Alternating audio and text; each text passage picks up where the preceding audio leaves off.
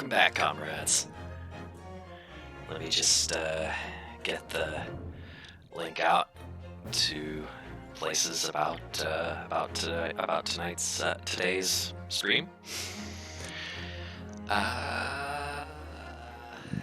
Here we go.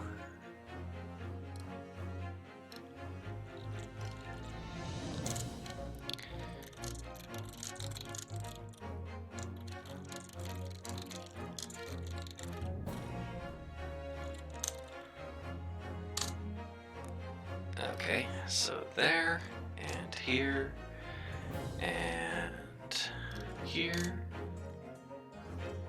and here, and also, what the heck? Oh yeah. Okay. And there's one more place now.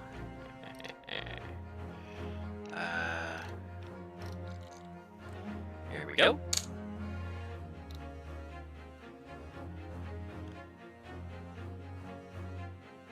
I think that's all the spots. Yeah? Oh! Hey, Fire. Good to see ya. I'm doing alright.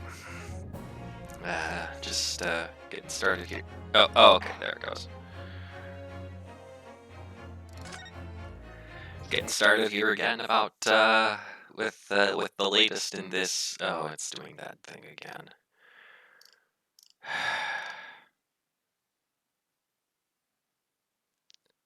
Did that fix it? That's weird. I have this turned off, but it seems to... Huh, that's weird. Okay, well, it should be fixed now. No? It's not? What the heck?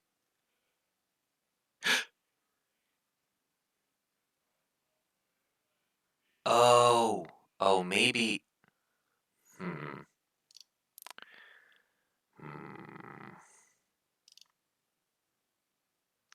It's still kind of echoing? That's not good.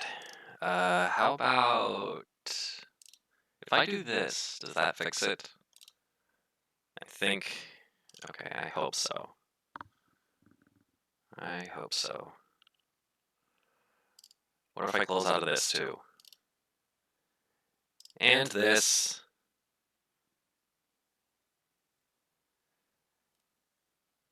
And what else?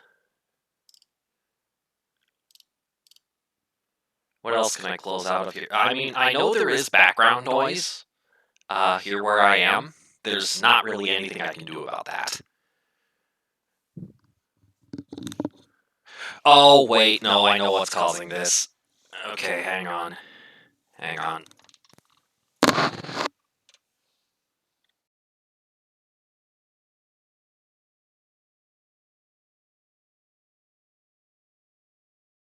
Okay. Is it better now?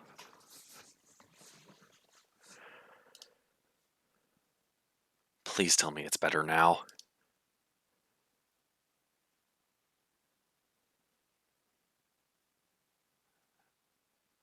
Has returned to... Oh, okay, so it was my headset's driver acting up again. Dang. Yeah, I've been having issues with that lately. Anyway, on with the show. The anomaly of the note.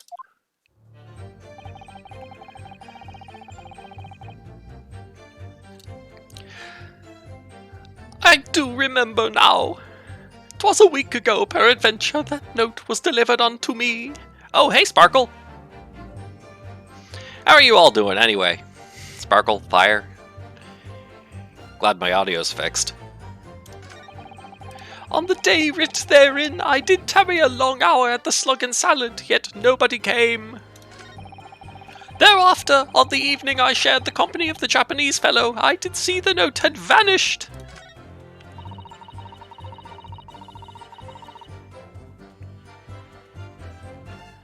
I don't know what you mean. You think I snuck into this man's room, do you? Why would I? You've been watching Scarm's stream for a good part of the day and on Minecraft again. I can point out the villain here, and as for that torn-off piece of the envelope, I don't know anything about it.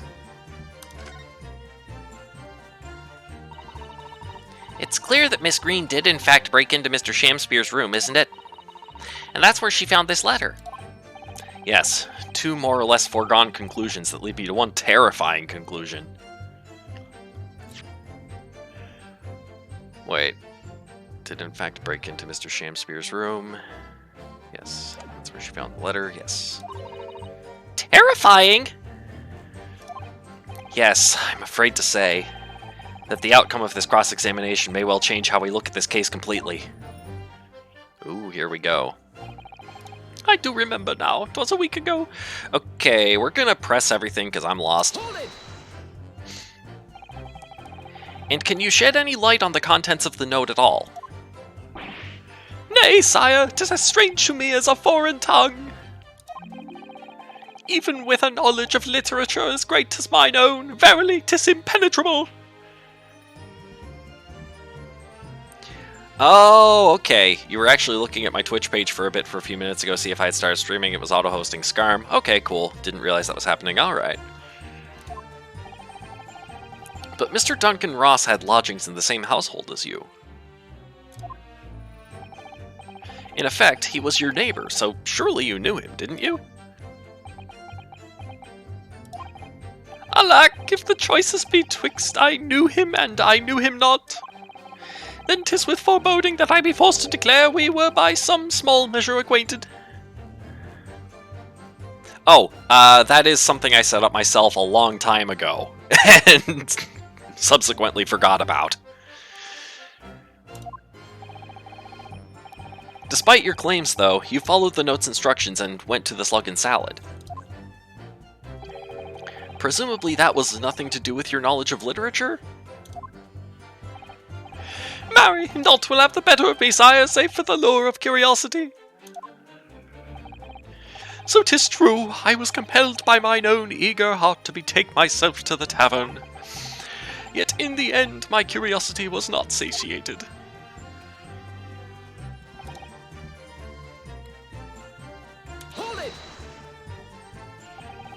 So even after waiting for an hour, nobody appeared?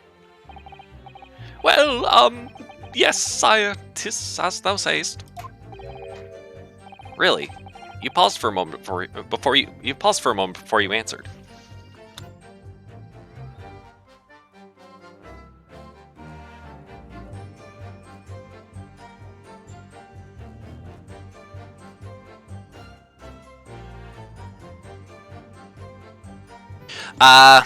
Something has come up. I'm going to need to step away for 10 minutes or so.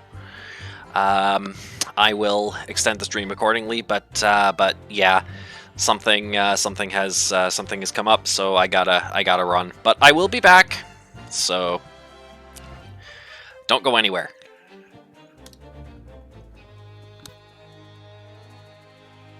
Well, I mean, you can probably go somewhere, but yeah, feel free to mute the tab. But like, I will be back, so don't leave. Yeah.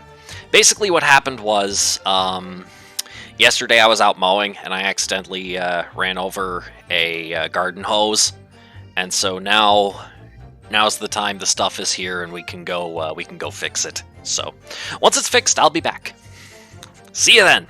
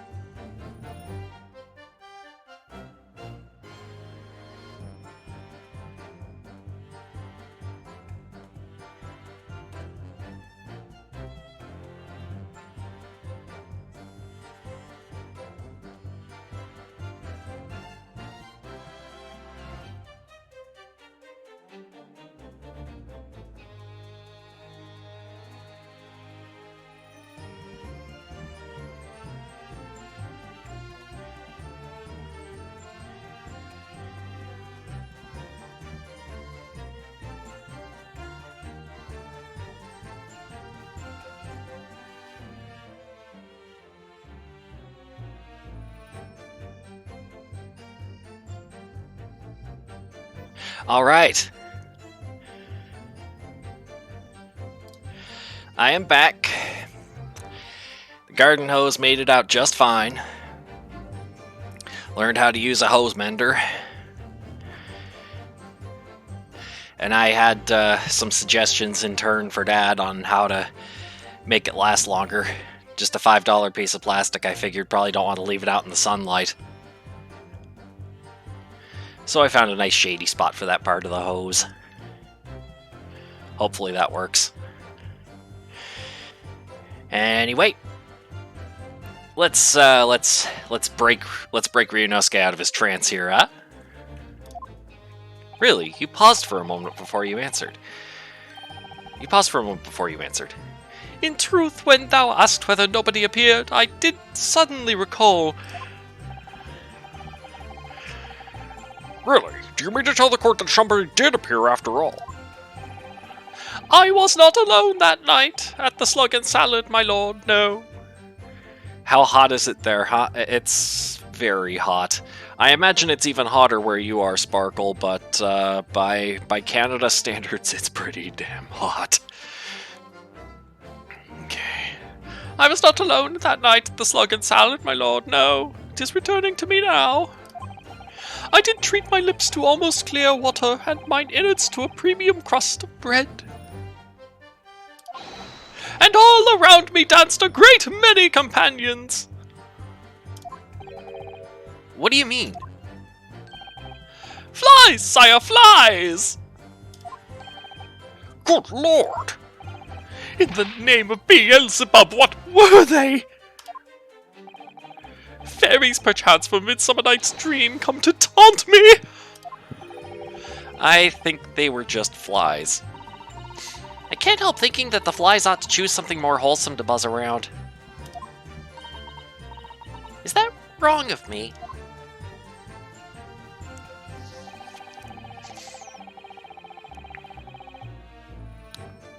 Hold it! When exactly did you notice the note had gone missing? Such idle thoughts ne'er occupy my mind. I am busied with greater ideas. In other words, you didn't notice. Several days passed between your outing to the tavern and Mr. Natsume's visit to your room. Yes, it would appear that the note disappeared sometime in that interval. Hang on. Okay. Such idle thoughts ne'er occupy my mind. I am busied with greater ideas. And yet during that time, Miss Green was comatose in hospital, was she not? Clearly then, she could not have been stealing things from Mr. Shamspeare's room. Yes, of course. It's all some sort of misunderstanding, isn't it, Mr. Prosecutor, sir? You have so far failed to give a satisfactory explanation as to how you came by the note. I am not here to advocate for your defense, madam. I won't tolerate inconsistencies in your story. You would do well to remember that. Oh, dearie me. What's Lord Van Zeek's getting at? I don't know what you mean. You think I snuck into this bed? Oh wait, that's right. I'm supposed to press this. It seems that this note was actually delivered to Mr. Shamspeare about 1 week ago.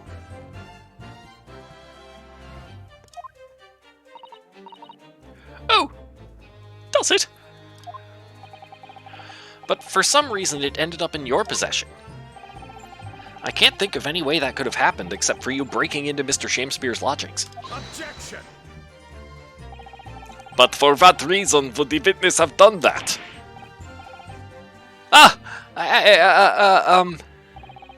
I won't deny that Miss Green's possession of the note would appeal to defy logic. However, until and unless her involvement in this case can be proven in some other way, any further pursuit of this note is meaningless. Miss Green could only have come to be in possession of the note by stealing it from Mr. Shakespeare's room. And yet there's no obvious reason why she would have done such a thing. What if there was some other reason she broke into his lodgings, though? Yes, we should pursue that idea, Mr. Naruhodo. Close now. I can feel it. We're so close to a breakthrough. Okay, so it seems I'm probably supposed to present something to statement number 4. One moment.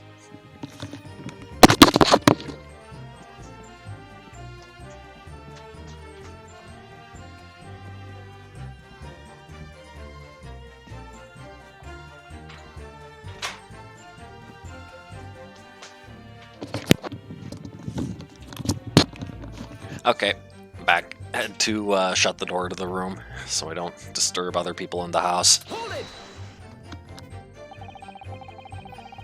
So you don't want to tell the court the truth about the letter, is that it? I'm a fledgling artist, remember? Artists are nearly always introverted characters. Introverted? Fie, this fledgling doth readily cast aspersions about my nature.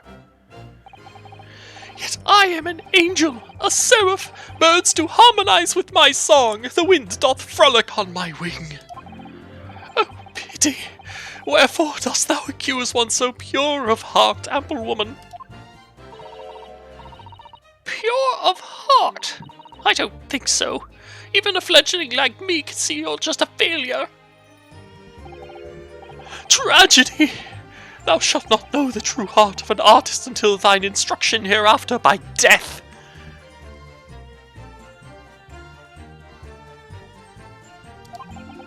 Oh, the days, oh, the years, alas, to enlighten thee thou must wait so long and in vain. Mr. Naruhodo, interject with some clever remark. This is your chance to shine. I'm no Shakespearean actor, Mr. Sato. No, as far as I can tell, the only thing that's going to resolve this argument is evidence. Yes! It's clear that Miss Green did in fact break into Mr. Shakespeare's room, isn't it? And that's where she found this letter. Okay, so we've seen that already. Okay.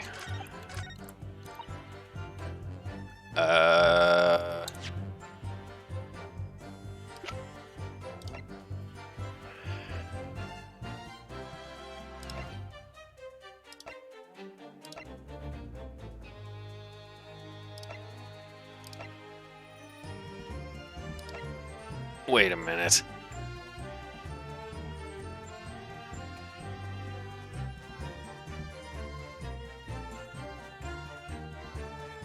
I'm wondering now whether to present the hidden photograph or the bottle of poison.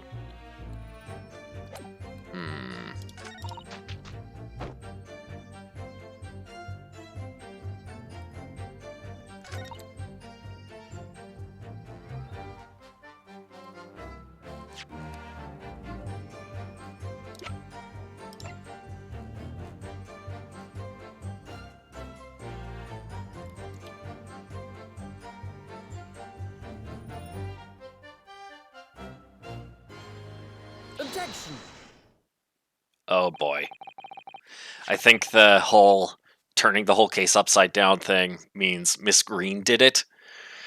Oh boy. Here we go. Yesterday at the hospital, we saw you with this bottle. And though the contents spilt during the course of our meeting, a small quantity remained. Ah! According to the defense's independent analysis, Mr. Sholmes' chemistry set, the liquid that was still in the bottle was identified as strychnine. What? Strychnine? The very same poison that afflicted Mr. Shakespeare! Ah! Miss Green, you broke into this man's lodgings for one reason and one reason alone. To cover the end of the pipe that feeds the gas lamp in Mr. Shakespeare's room with poison.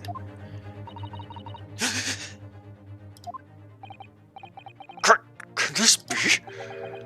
You broke into my room to It may seem incredible to the court, but from the remaining clues, there is only one logical conclusion that we can reach.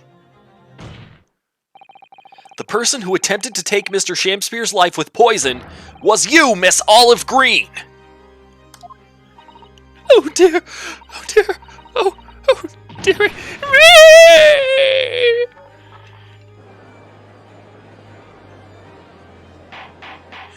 Magic skirt. Order! Order! Counsel, are you seriously suggesting this woman put poison on the end of the gas pipe with intent to kill? Yes, my lord. There's no other way to explain the facts. But if Miss Green did indeed set this odious trap 6 days ago, and the victim had put his mouth to the pipe that very evening as expected, the attempted murder would have happened 6 days ago, surely. Well, that's a very good point. Perhaps not, my lord. I beg your pardon? There was a significant police presence in the area that evening on account of the incident on Briar Road. Local residents were being interviewed throughout the night as part of the ongoing inquiry. A circumspect criminal would likely have chosen not to carry out any wrongdoing at that time. Lord Van Zeeks! And of course, the following morning, there was more activity at Mr. Shakespeare's address. More activity? Ah! Yes! You mean his fellow lodger, Mr. Natsume, being arrested on suspicion of murder? That's right, and as the defense has already proposed, Mr. Shakespeare was meddling with the gas in the pipe for a very sinister reason himself. To cause the gas stove in Mr. Natsume's room to go out, thereby asphyxiating the occupant. But once Mr. Natsume had been arrested, his room was under constant surveillance by the police. In the circumstances, Mr. Shakespeare had no reason to blow air into the gas pipe. His intended victim being in a prison cell. With the need to tamper with the gas removed, the poison on the pipe lay dormant. And then, 3 days ago now, the situation changed again. Right! Mr. Natsume's trial, which took place here at the Old Bailey, came to an end.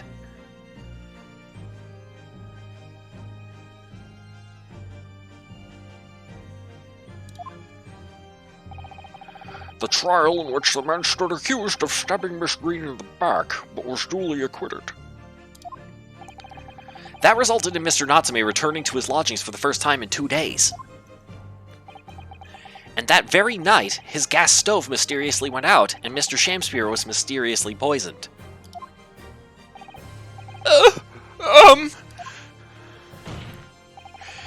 In conclusion, the poison that was present on the mouth of the gas pipe had been put there in the victim's room some 4 days earlier. Mary!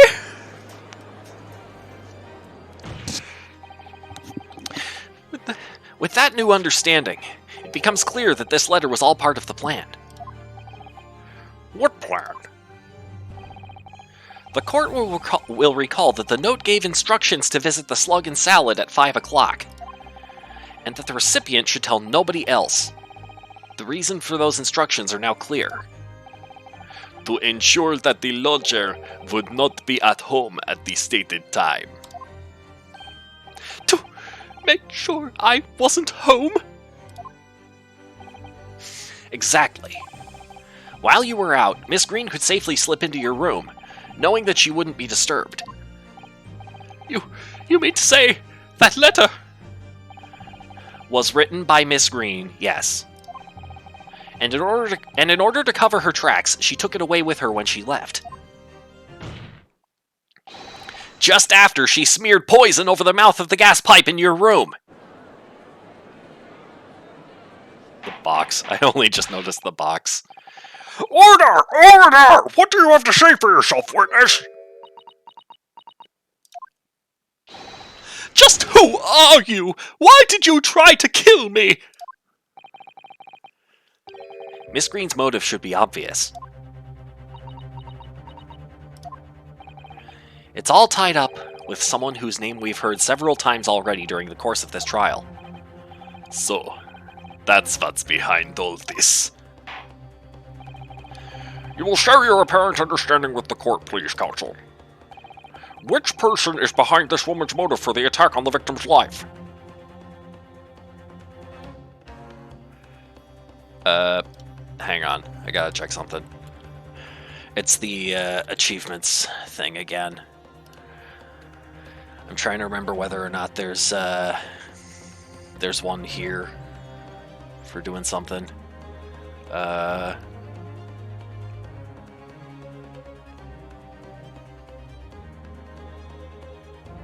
Oh. Okay. No, it's not here. So let's scroll through.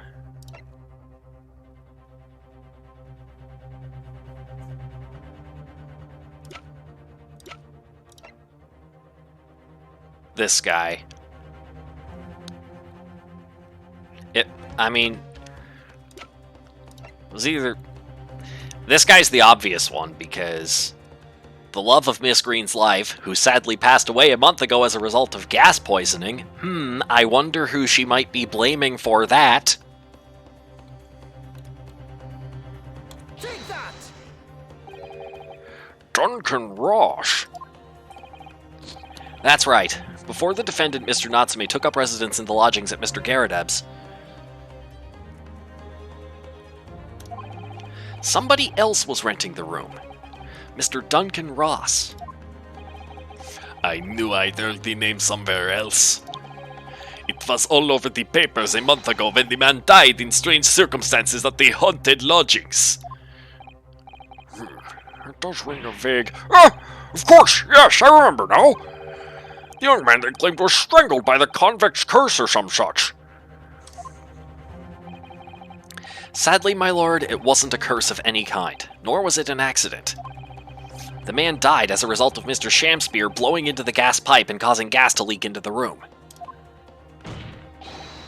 It was murder, plain and simple.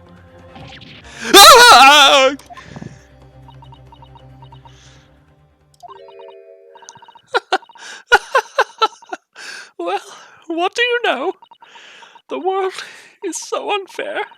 Curses, curious deaths, that's all people care about. If it's an interesting story, they want to know. It doesn't cross their minds that real people are involved. And once they're bored, just 1 month later, once the story's lost its appeal, everyone's forgotten him. You mean Duncan was... Mr. Ross was Miss Green's fiancé. Fiancé? Yeah, here we go. You may not have known until now who Miss Green really is, Mr. Shamspear. But she's known exactly who you are all along. Because you're her sworn enemy. The murderer who took the life of the man she was to marry. Mary! Miss Green, is it not the case that in order to exact revenge on Mr. Shamspear, you smeared poison over the end of the gas pipe?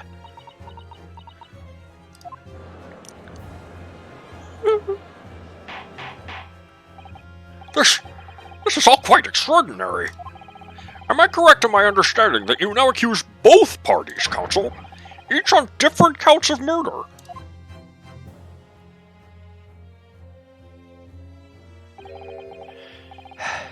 Yes, my lord, that's correct. Objection!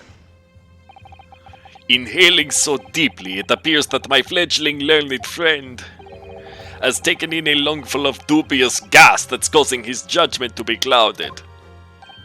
What? Why would Mr. Shamspear have wanted to kill these lodgers, as you say? You have completely failed to provide a motive to substantiate your accusation against the man. Green Lady hasn't actually committed murder, though. It's attempted murder at best, or worst. Yeah, that's fair. It's attempted murder. But still. Yes, that's right, Mr. Reaper, my liege.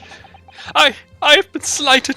'Tis lies, all lies. I deny every utterance. And you'll have to forgive me, Mr. Naruhodo, sir. You'll have to forgive me, Mr. Naruhodo, sir. But I don't intend to admit to anything either. Miss Green. I'm sure you think I'm being very rude, but I'm not going to be sent to the gallows for the likes of this scoundrel! Objection! But you broke into the man's room! If you didn't do it to smear poison on the pipe, what was your reason? I thought I'd have a look around, that's all. Sorry? You're right, I suspected him. So I thought perhaps I might find some evidence or something in his room. Evidence that it was him who took Duncan's life. Oh vileness, oh villainy, oh tyranny, oh rotundity of woman! But in any case, whenever I leave my room, I do turn the key in the lock.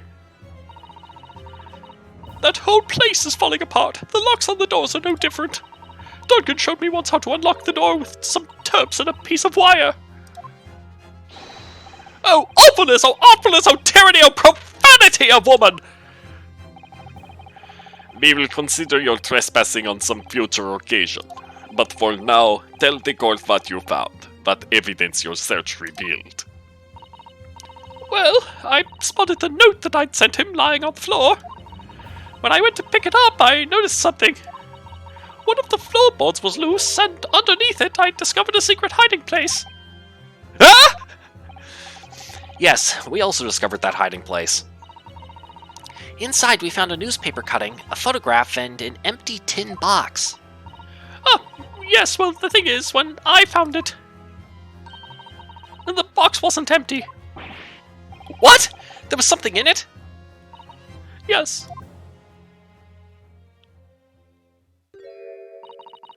This rather nice key. Ah! What are you doing with that? What the? Every ounce of color is drained from his face. Give it here! Give it to me now! It's mine! I inherited it! What was that, witness? What did you say? You inherited it. Oh, is that the key to a vault with all of Selden's treasure and stuff, loot in it? Is that what this is about? Shamspear kept trying to kill whoever was in that room because he thought that Selden's goodies were in that room, and he wanted to be able to probe it himself without worrying about anyone else in there. Is that what this is about? No, What's all this about? He inherited that key? It was obviously important to you since you'd gone to such lengths to hide it, so I took it. I don't know what it's for, but you took something precious from me, so I took something precious from you. So what if it means you can't open something now? I don't care. Give it back this minute! Give it to me! Calm yourself, witness! So Mr. Shamspear has tried, and in one case succeeded, to take the life of 2 lodgers now. Yes, his motive for doing so is the key to everything that's happened. It's true that there appears to be no motive to support the accusation against Mr. Shamspear, at first. But considering everything we now know, I think there is actually something that could explain it. What? I need to recall every piece of evidence at our disposal, everything we've seen and heard. Because I'm sure that I just caught a glimpse of the link that runs through all of these events. In that case, counsel, I must demand that you present evidence to the court in support of your claim. What is it that you say can explain the motivation for Mr. Shamspear's alleged crimes?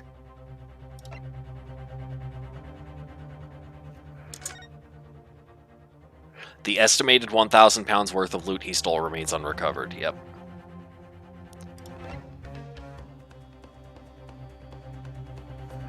Here we go.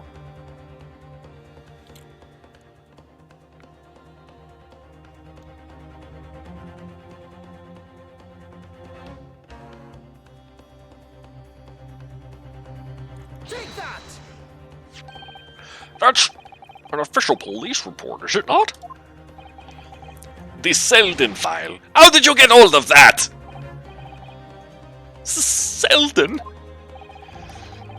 The now sadly deceased Mr. Ross and the defendant Mr. Natsume have only one thing linking them. The fact that they had lodgings in the same room. Well, yes, we know this, certainly. A room that was formerly occupied by Selden. Until, that is, he was arrested by Scotland Yard for his involvement in multiple burglaries. I see. And it so happens that the convict Selden left behind one very substantial mystery when he died. The some 1,000 pounds worth of loot that he stole, which as yet remains to be found. Ah, yes, of course, it's coming back to me now. It's written in his file here. It's written in his file here. 1,000 pounds lost en route to hell. That was how the papers summed it up. And it seems that one particular fellow inmate was with the convict in his final moments. It's not hard to imagine Selden entrusting that inmate with his most closely guarded secret. You realize you've been talking a lot less than you normally would. That's okay. This is a lot of rapid fire stuff going on here. Trusting that inmate with this most closely guarded secret, the location of the stolen loot, and perhaps a key to unlock whatever container the valuables were in. Ah! You mean this key is... Mr. Shamspear, it was you, wasn't it? You were at the capital offender's side when he died, were you not? What are you talking about? This is a false charge, I tell you, a false charge! You hope the container is just a music player with Rickroll on it? Well, we already know that the... Oh, you mean the thing that the key opens. Yeah! Imagine. Maybe. Maybe. The name of the inmate who was with Selden at his death isn't noted in this file, but a simple telegram to the prison where he died would quickly tell us how false the charge really is. Oh! But even if it's true, why would the men be so intent on killing every subsequent occupant of the convict's lodgings? There's only one explanation for that, my lord. It was in that very room that Selden hid his loot.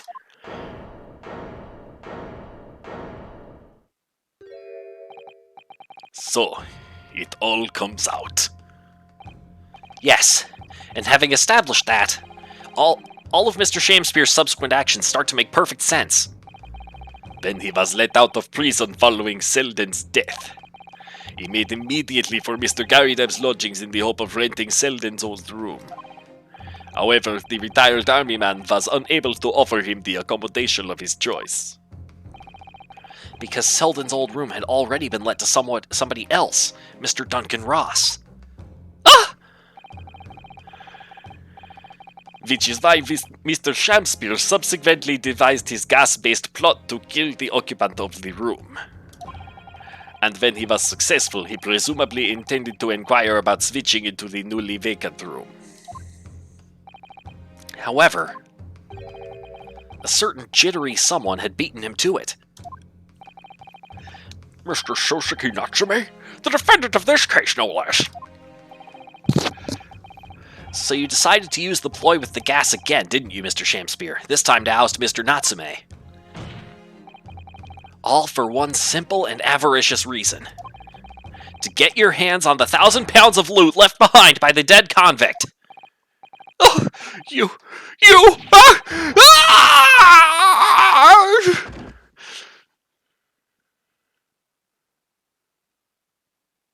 Oh, now he dead.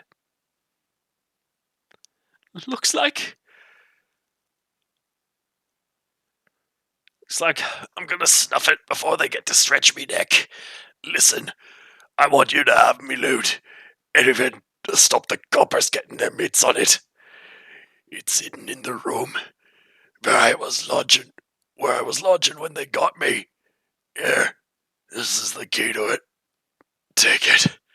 Always stay one step ahead, mate. See you in hell, I guess. Shamspear.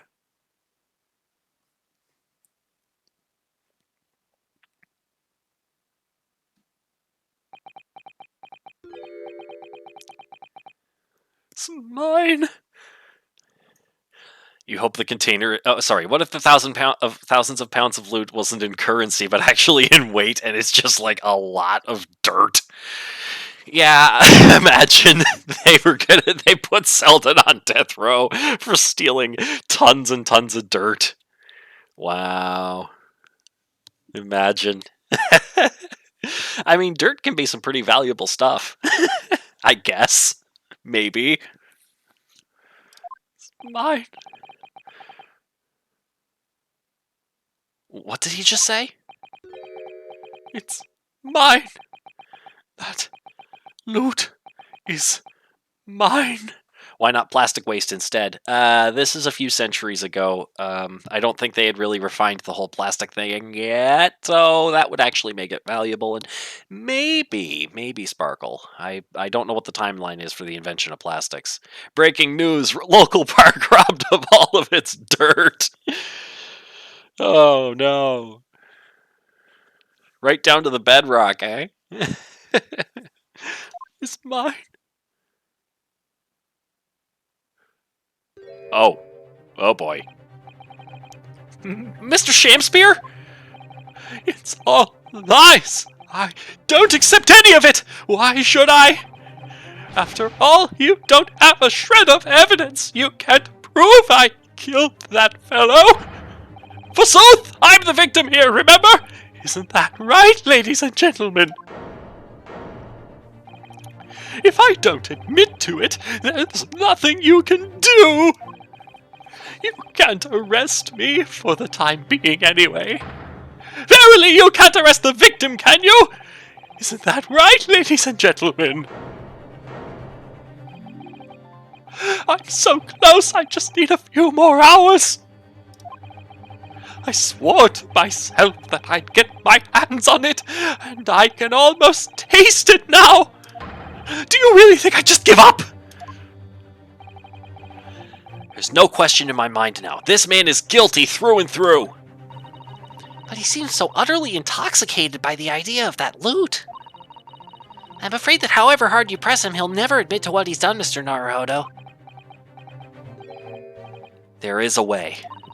Pardon? There's one way I can finish him. No!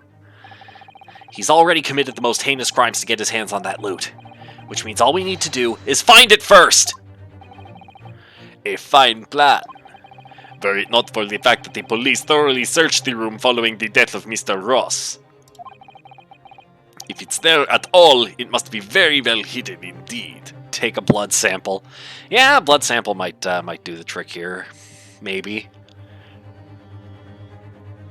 But I mean, at this point, I'm starting to wonder if maybe there's more gas than blood in Shamspear's system here. So I'm wondering, like, whether we can actually do anything with it. You know, for all we know, if we take the sample, the whole courtroom might explode.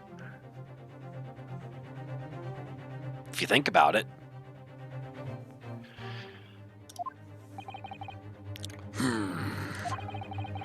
Without conclusive evidence, I certainly cannot rule. If only there was some way we could find the convict's loot quickly. Gas is the loot, then? At this point, possibly. This is the final piece in this complex puzzle. But I think we might have it in our possession already. Wouldn't be the first time a courtroom exploded in an Ace Attorney game. Well, that is entirely fair. Might have it in our possession already. Let's go with that. Or rather, I think we may well have something that can help us find where that loot is hidden. My lord! Yes, counsel?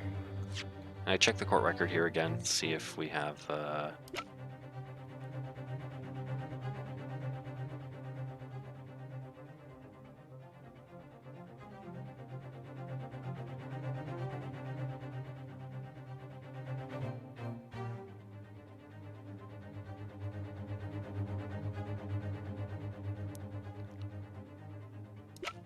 Wait, was the loot in a gas meter? Oh, that'd be weird. Yes, counsel? The defense would like to make a proposal about how to find the late convict's hidden loot. I believe we are already in possession of something that could give us a clue as to its whereabouts.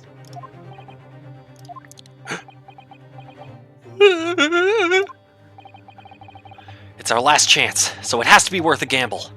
Besides, we've used the same technique once already, and it definitely paid off then. What, bluffing? Very well then, Counsel. Let the court hear your idea. What do you propose we can use in order to locate the hiding place of the deceased convict's haul?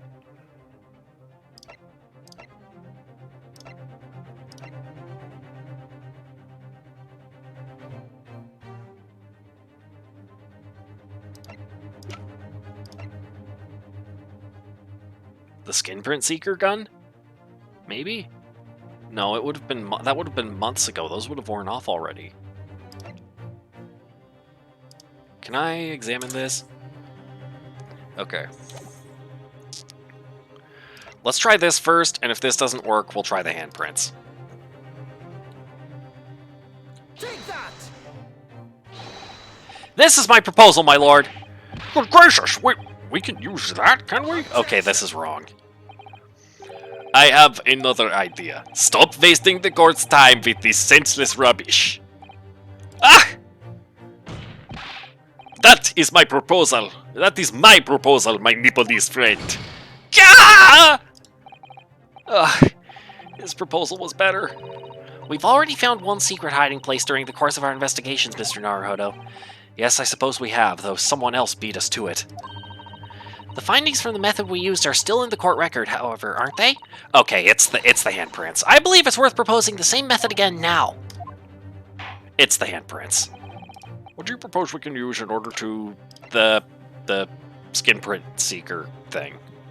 Take that! Here we go. If I'm not mistaken, those are Mr. Shamspeare's handprints on the wall. Those are Mr. Shamspeare's handprints on the wall of his lodgings. That's right, my lord. Exposed as a result of the defense's independent investigation of the scene. Based on a wonderful new discovery in the field of forensic science by the great detective Mr. Sholmes. A great detective? Is that some kind of joke? Do you really think I'm going to be daunted by a man with such a ridiculous title?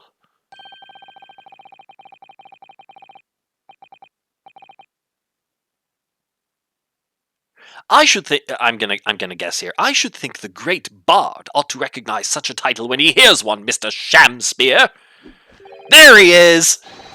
Perhaps we should compete for the honor of most ridiculous title. Ah! 'Tis Sherlock Sholmes himself! What are you doing here, great detective? Your usual odds are the filthy back streets of the capital, are they not? Ah, Mr. Reaper, it's been too long. And I see your complexion has worsened since last we met. Mr. Sholmes! He does know Lord Van Zeeks, then. Well enough to say something like that, in any case. What the random spawn! I know, right? Mr. Sholmes, though you may be heralded as a great detective by the population at large, that does not give you the right to come and go in my courtroom as you see fit. If I may, my lord, Mr. Sholmes' newly developed scientific method has helped us to uncover vital clues in this case already. Clues, you say? I call them skin prints, my lord. My method identifies every location touched by an individual under scrutiny. You'd like to think he was actually hiding under Miss Green's box the entire time. It just popped out now. Honestly, that's not impossible, Fire. He may well have done exactly that.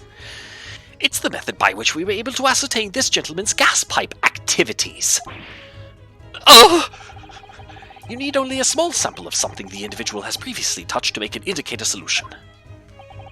In your case, sir, I used the teacup you had been holding. Elementary. So now, Mr. Naruhodo. Ah, yes? What am I to use as a sample to make the indicator solution this time? Thank you for offering to help, Mr. Sholmes. When the convict was arrested, he was living in what is now Soseki-san's room. We need a sample to help locate Selden's loot that's hidden in his own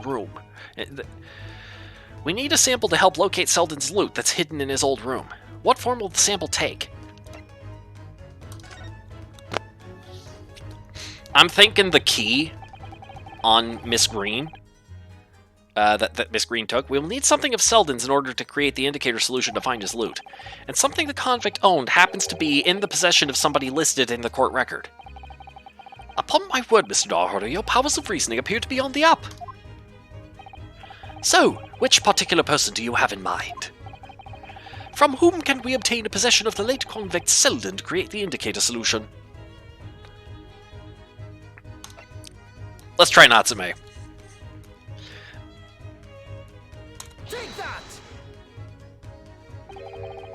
And what, pray, does said person possess that could be applicable to our purpose?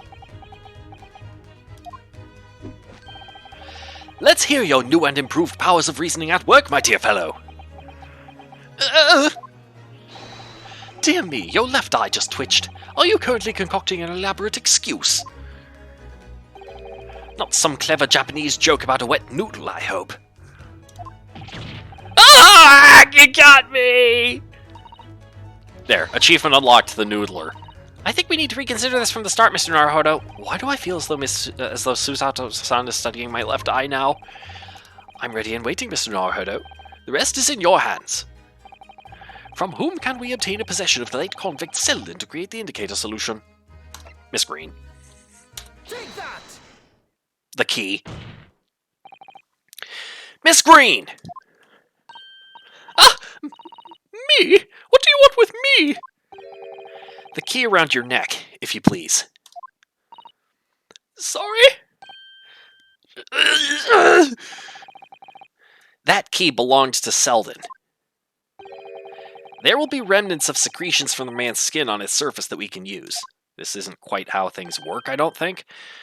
Very true. There's more secretions of more recent hands on it, like Shamspear's and Miss Green's. Is there anything left of Selden's? That is the sample we need! Using it, we can create the indicator solution required for Mr. Sholmes' skin print seeker, and find out exactly what Selden touched in the room that he used to rent. Ah! Mr. Shamspeare, as one great to another, I assure you, if the late convict's hole is hidden somewhere in his former lodgings, I shall uncover it in no more than 30 minutes.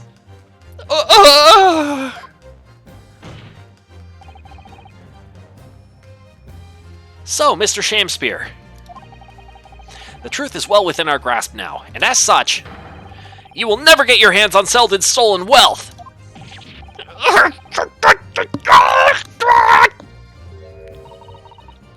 In that case, I'll gladly let Mr. Sholmes have this key. No! Give the key to me! The detective shan't have it! It's over, Mr. Shamspeare. No! No! You're out of options now. There's only one thing left for you to do. Admit your guilt! Whoa! Oh, shameful spear! Despair! My be thy name! Wow, okay. Guy's a walking firework. See? I was right, the guy is a walking fireworks show.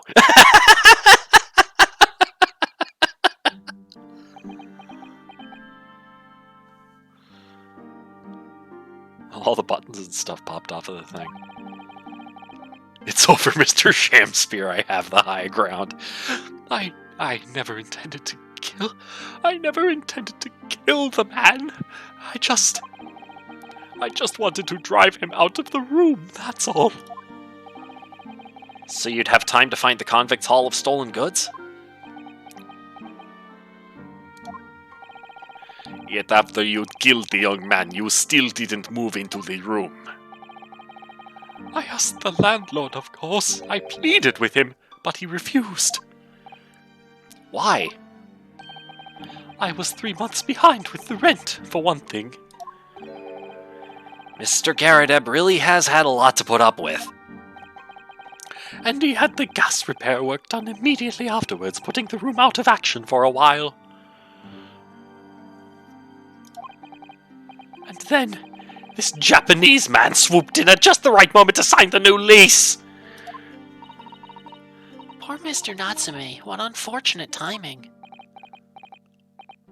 Then, 5 days ago, after the incident on Briar Road when the Japanese fellow got himself arrested, I thought I'd finally have my chance, but it wasn't to be.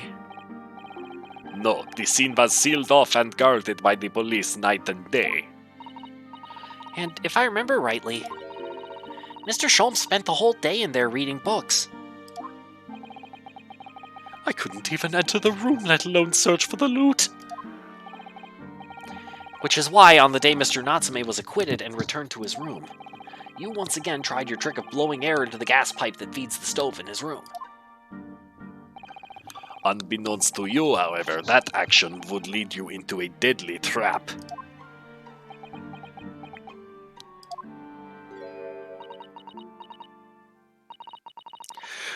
William Shakespeare! How does it go? To be or not to be? That is the question. From Shakespeare's Hamlet, Act 3, Scene 1. Well, let me tell you, in your case, it's not to be. That is the answer. You deserve to die for what you've done.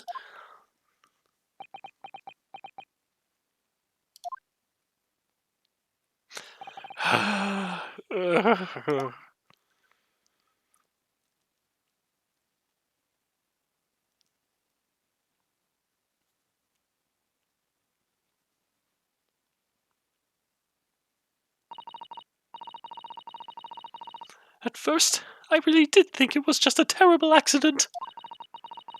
I'll never forget our conversation the night before Duncan died.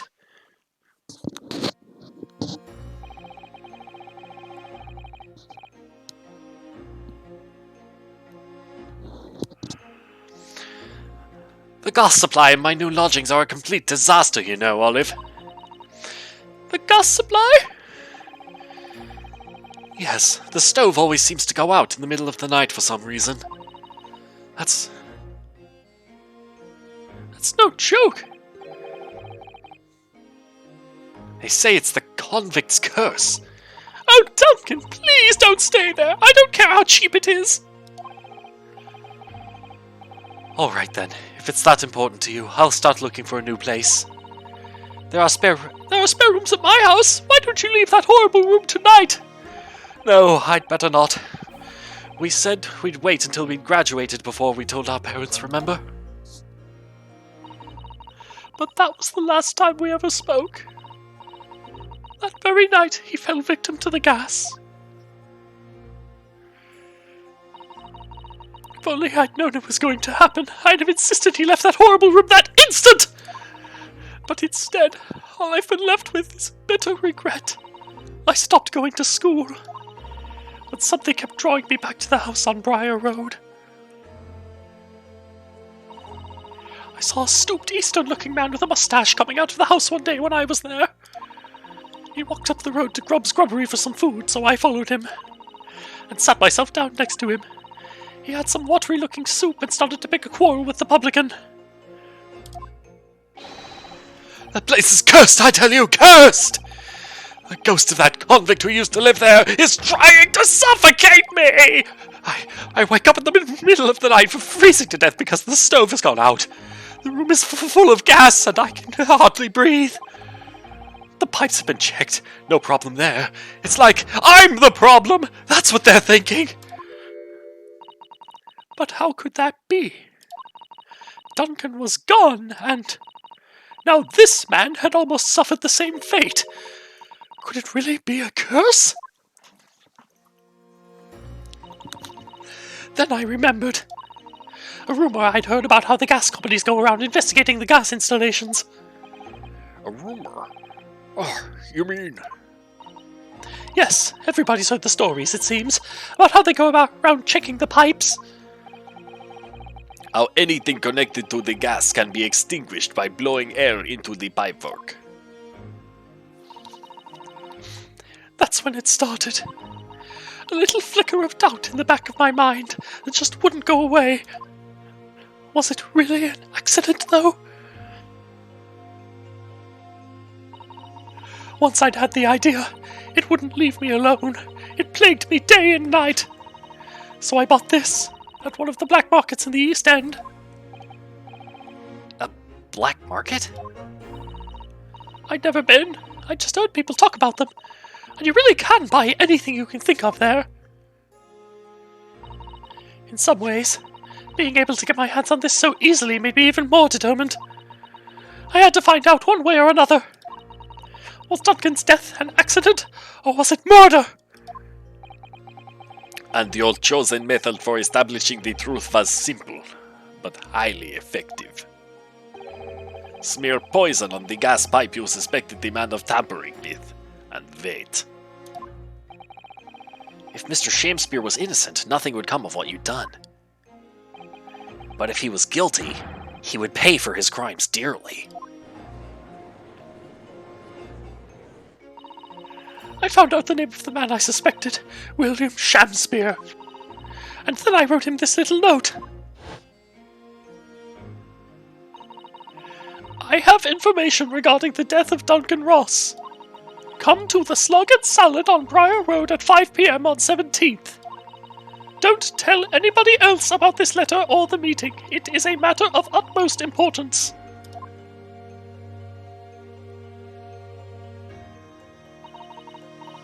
If he'd done it, I knew that would worry him enough so he'd be sure to go. So I waited to see if it worked.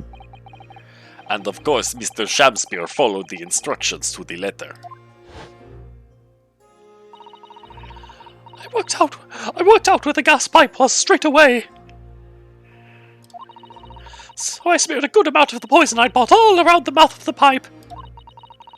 All the time praying that the devil's work wouldn't be done, and that it was all just some wild fantasy. Actually, no. All the time praying that the devil's work would be done, and that the culprit would get his just desserts!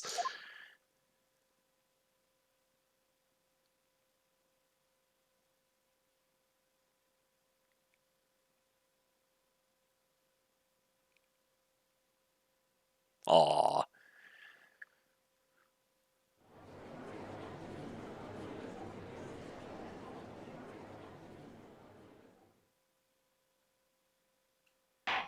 No, it's actually just with one S. Sparkle. It's the expression "just desserts." In that expression, the desserts is a derivative of the word deserve, not of. It's not referring to an actual, like, say, ice cream cake. Just a little fun fact for you. 3 days ago, when you were first stood in the dock before me, this whole affair seemed relatively straightforward. Desserts. Fires. No, fire, no. Bad fire. Yes, my lord. I certainly never imagined the depths of depravity that we should subsequently find lurking behind the scenes. It has been a long road, my Nipponese friend. Oh, yes! And one I certainly didn't envisage walking with you.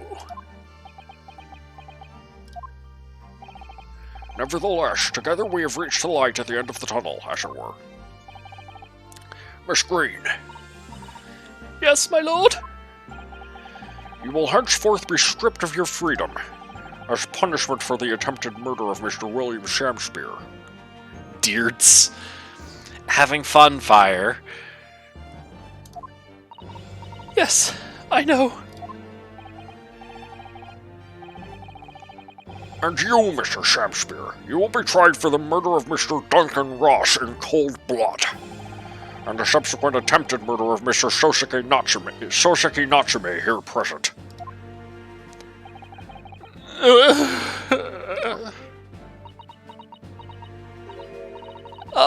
Mr. Naruhodo, Yes? yesterday, at the hospital, when you and your friends stopped me from ending your life by drinking what was left in the poison bottle? I wasn't myself. I can't even really remember what was going through my mind. to be or not to be, I suppose? That's a question that's so hard to answer, it seems. Well, personally, I'm glad of your being here, Miss Green. Oh! And I'd like to believe that it's a blessing Mr. Shamspear didn't die when he ingested the poison. For your sake at the very least.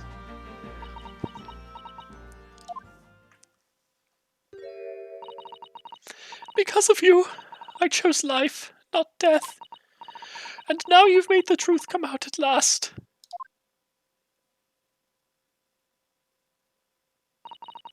Really, I can't thank you enough. Oh, Miss Green. Mr. Shoshiki Natsume, Yes, my lord! the court declares that you are exonerated from all blame in this matter. Accordingly, I would call upon the ladies and gentlemen of the jury to present a verdict of not guilty. We are in full agreement, my lord. In that case, I hereby declare the defendant not guilty.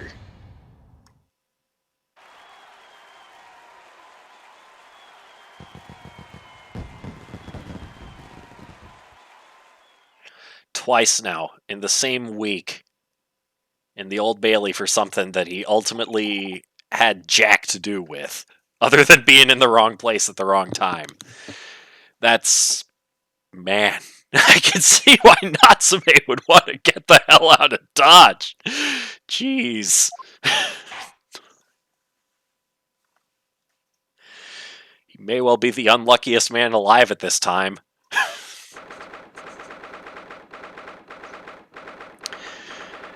23rd February, 3:24 p.m. The Old Bailey defendant's antechamber. Oh no, he cry. But, like, imagine actually getting accused of 2 separate attempted murders and getting not guilty on both. Oh, yes, yes, at last. Divine justice duly done. Divine justice? My dear fellow, if there were any divine justice in this world, you would shave that mustache. No! This has nothing to do with my mustache! You almost worry about him getting into more shenanigans on the way home. Yeah, who knows? Maybe he'll get accused of another murder or 2 on the boat. But he'll be fine. Ryunosuke was fine.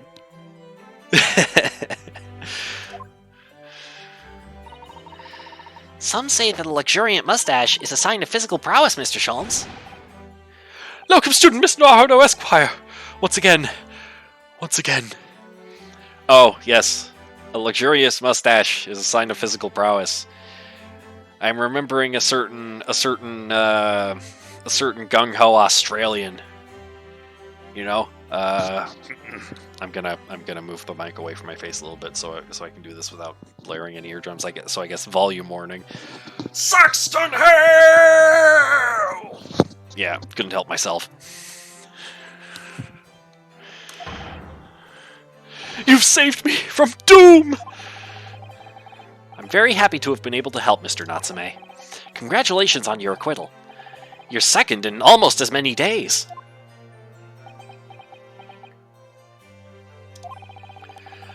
I was first acquainted with and gained affection for English literature whilst in our great homeland empire. And then, by a twist of fate, I was brought to the land that bore the fruit of that literature. Only, the city of bricks and mortar became my prison. Try as I might, I never found my feet here. In the end, I confined myself to my room and lived life through friendly old books. You've had such a difficult time, haven't you? Ah, but a week ago now. I dragged you out of that dark and dingy room of yours, did I not? You did, and I've seen more of life in this week than in all my years to date. And for the first time, I feel I've begun to see the true face of the English that's so far been hiding from me behind the wall of fog. My dear fellow, there is nothing special about the true face of the English, as you put it. Wheresoever one goes in the world, humans are human. There are few genuine differences. If I had a nickel for every time I've been acquitted of an attempted murder this week, I'd have 2 nickels, which isn't a lot, but it's weird that it happened twice.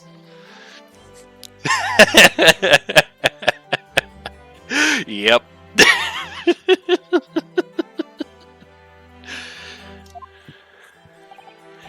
Yes, I think you're right. I've finally started to see that, and I've come to understand something. I've worked out why I was attracted to English literature in the first place. It made me see that whatever our nationality, we humans all have the same hopes and fears. We're all just doing our best to live. Well said. I've come to feel the same way. Not entirely sure, like, you got your more individualist versus collectivist cultures and whatnot, but this isn't a political stream. I've made a decision too. Or whatever the equivalent currency over here is. Well, yeah. Maybe 2 shillings? I don't know.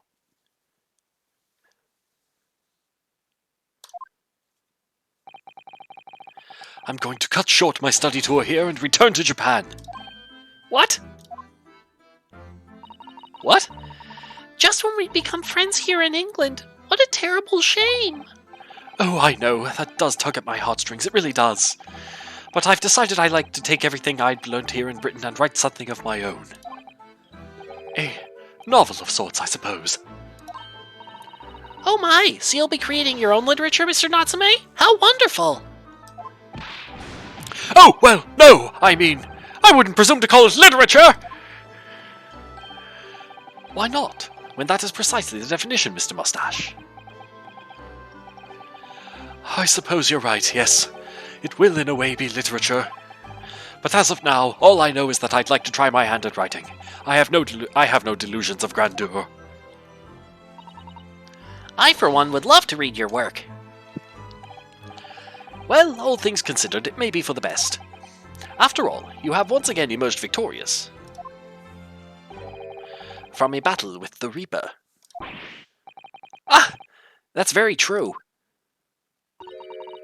And there is no salvation for a person in the dock when the Reaper is the prosecutor. The desire to return post-haste to the perceived safety of your homeland is one I quite understand. My goodness, yes! Faced with such a terrifying prospect. Nobody would consider that cowardly, I'm quite sure. But that's not why I'm leaving! I mean it! Objection! And that was the case that we found ourselves embroiled in 6 months ago now. Soseki-san did indeed return to Japan and submitted a report about both cases to the government. It was on reading that report that Professor Mikotomo was prompted to visit the scholar. And barely any time later, Susato-san was given the news that she must return to Japan as well, on the back of a telegram stating falsely that her father had fallen gravely ill. The only possible explanation that comes to mind is what happened after the trial on the following day. The day that we uncovered the loot hidden by the now deceased convict in his former lodgings.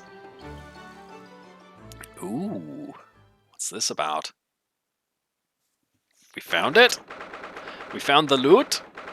24th February, 10:13 a.m., Mr. Natsume's room. Oh, well done, Mr. Sholmes. How simply marvelous of you. To uncover the secret hiding place in just 1 day. Wasn't it supposed to take 30 minutes? As I believe I told you, my dear fellows, skin prints are extremely useful in such situations. Wouldn't you agree, Gregson?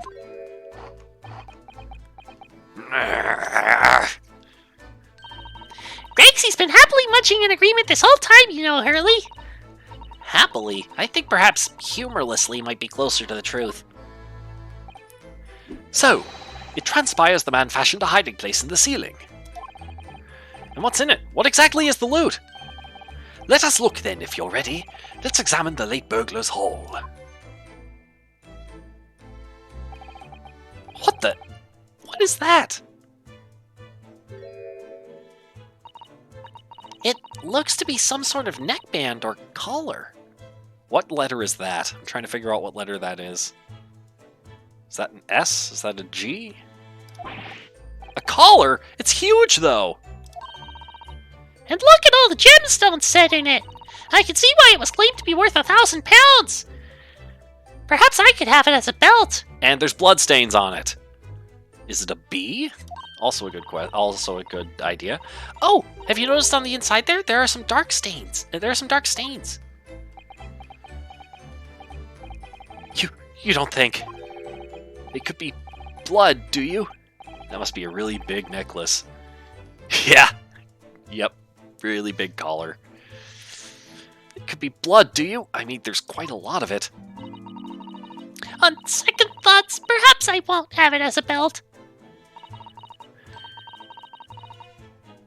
Then, of course, there's this emblem here. A large letter B and a small crown. Okay, it's a B. It's a B. What does B stand for?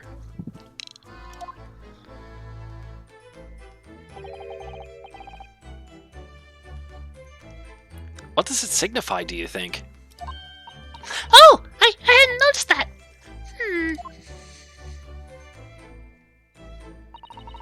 I feel as though I've seen that emblem somewhere before, you know. Where could it have been?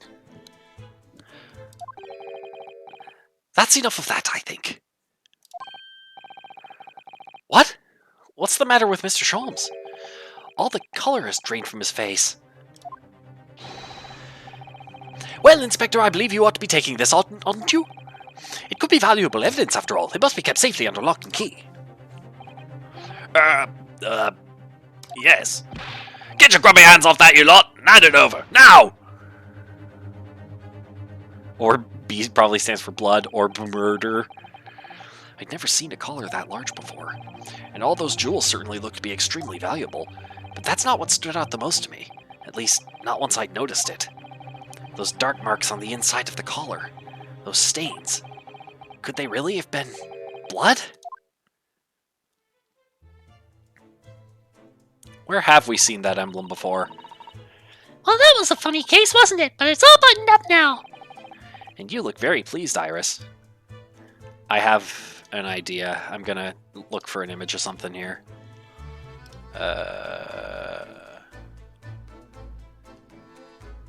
Okay, no, I wasn't remembering right where that emblem came from. What if Sholmes Man ends up being the final boss and his name is actually something like Sherlock Holmes?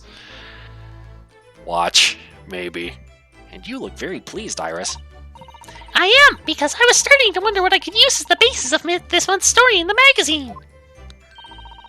This case will be perfect! It's been so fascinating! You're talking about the latest installment of the Adventures of Sherlock Holmes, I presume. The mystery of the knife in the mist and the mustached man and the convict's curse, perhaps. I can make it a two-part story. I can make it a two-part story. Oh, I can't wait! A word, please, Iris. Yes? What is it, Hurley? I'm sorry, but you can't write about this case. It's out of the question. What? Why not? It's a great case. Then I shall have to insist that you limit yourself to the first of your two titles. The second must never be written. Is that clear? Yes.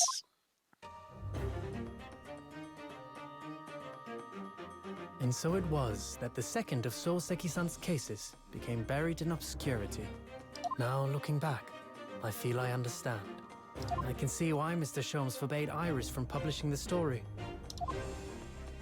It would take a little longer before I saw the link between everything that had happened and would happen.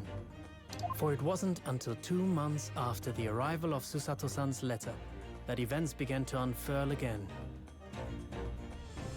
With an incident that took place at the very heart of the eagerly awaited Great Exhibition of London.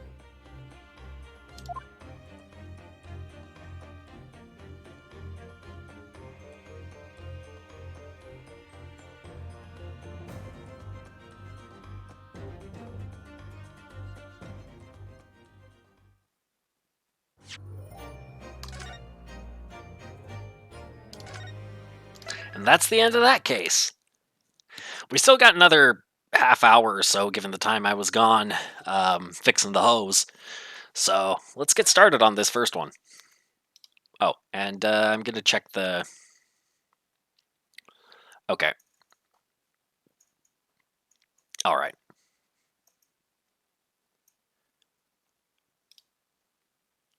Do they have an average exhibition of London? Okay, you're heading to sleep now, Sparkle? All right. Well, thanks for watching. Sleep well.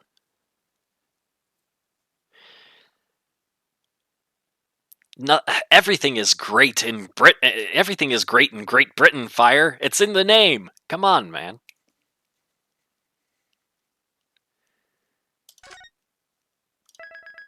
Oh yeah, I already did that. What am I doing? Back. Episode 3: The Return of the Great Departed Soul.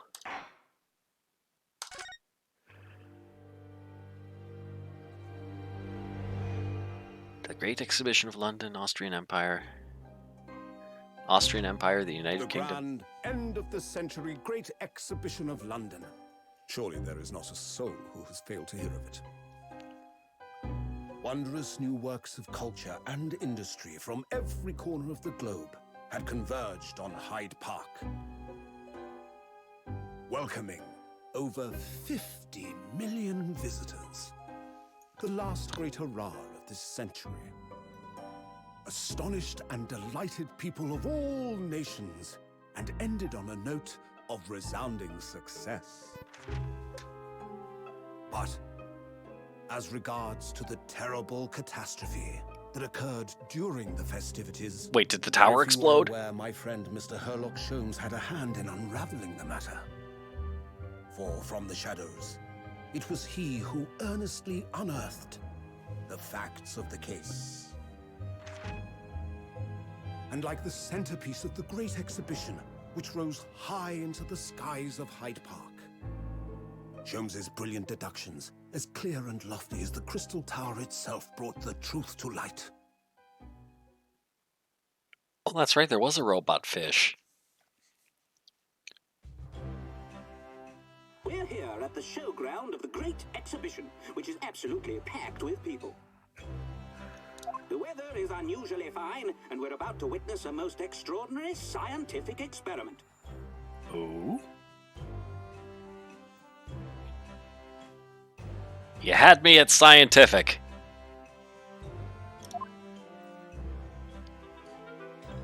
Ladies and gentlemen, the 20th century will see steam engines and electrical power dominate the world. Oh, this will be interesting. Horse-drawn carts will give way to the motor car. Ships will sprout wings and take to the skies.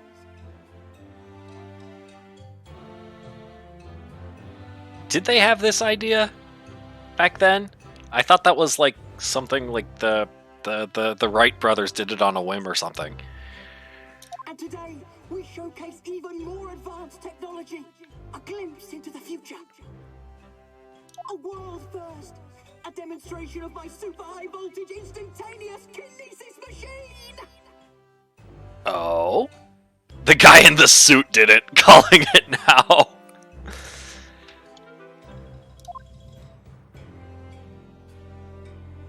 Alright, what's this thing do? Man will literally be disassembled by a pulse of high voltage electricity and beamed to another location. Whereupon his Oh, body no. will be reassembled by a series of complex calculations exactly as it was before. Oh no. Oh no. Oh no. I've seen the... I haven't seen this cutscene before, but I have seen this general shtick before. The guy's gonna get fried, isn't he? And he's gonna get disassembled, but I don't think he's gonna get reassembled.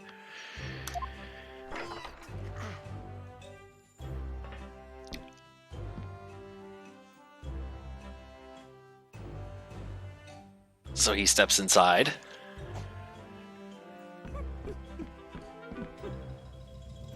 In but a few moments from now, this gentleman will, in the blink of an eye, complete an incredible journey through the air. to arrive an instant later on the Crystal Tower behind you! This one! Yes! Whoa!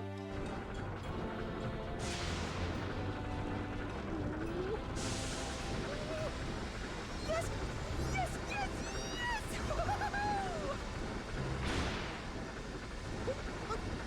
No!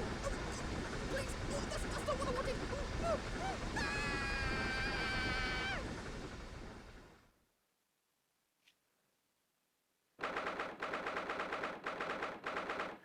What could go wrong? This looks vaguely like the weapon you designed for CC2 that would implant images of glasses, which were uncomfortably close to the edge of tables as a form of psychological torture. Yeah, it's one of them. It's one of them big electrical Faraday cage looking things. Seems to be a common motif. Well, I guess we saw exactly what could go wrong, 'cause it did.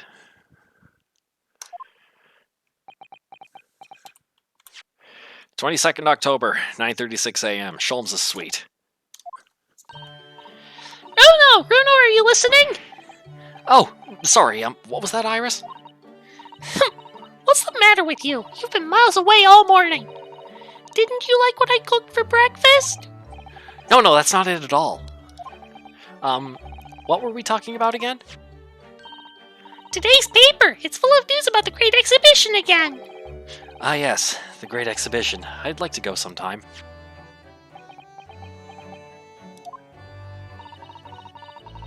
You're really not your usual self today. You seem very down. You're still betting it was the guy in the suit and top hat? I think it was a different guy in the suit and top hat.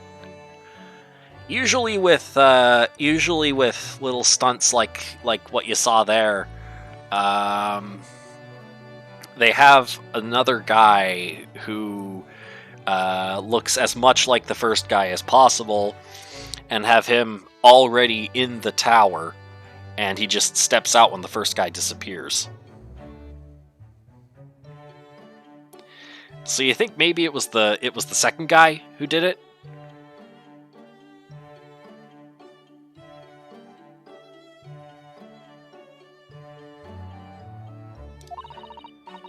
Don't you agree, Hurley? Maybe it was a stunt like in The Prestige. I don't know.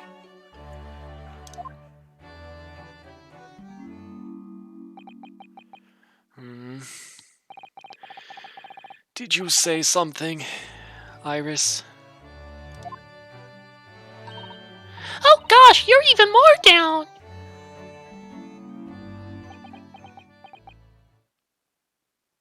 Potentially, yeah. Oh! When did you arrive, Mr. Naruhodo? I've been here for about half an hour already. We had breakfast together. What? Why didn't you mention it before? Maybe it was the first guy, but he invented actual teleportation to try and frame the second guy. Oh man, now I'm getting confused. Maybe there was a third guy who wanted to kill both of the other two guys, so sabotaged this because there can be only one or something. I thought you might have known I was here, because breakfast? Iris is quite right. You're clearly lacking in vim, so much so that I didn't notice your presence. Thanks. Of course, I could deduce the reason perfectly well with some simple observations. What? Let's see. Yes, for example, your tousled hair this morning with all its unruly spikes. Clearly it can be deduced, therefore, that... let me stop you there, Mr. Sholmes, because I think I can see where this is going. My hair always looks like this. It always has. Ever since we first met, in fact. Literally was about to say there was a third guy, but you beat me to it. Nah. Now we gotta bring in a fourth guy. And that fourth guy is Sholmes. Probably.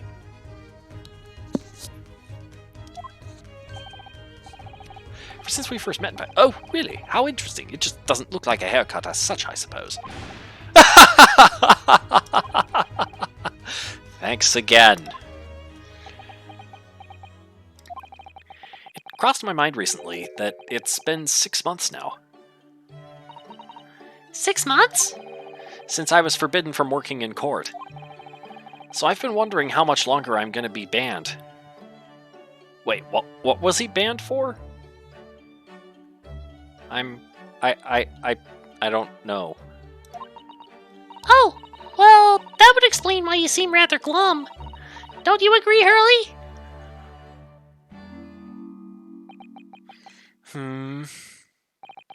Did you say something, Iris? It was a fifth guy from another dimension. A fifth guy from the fifth dimension! Or maybe the 10th.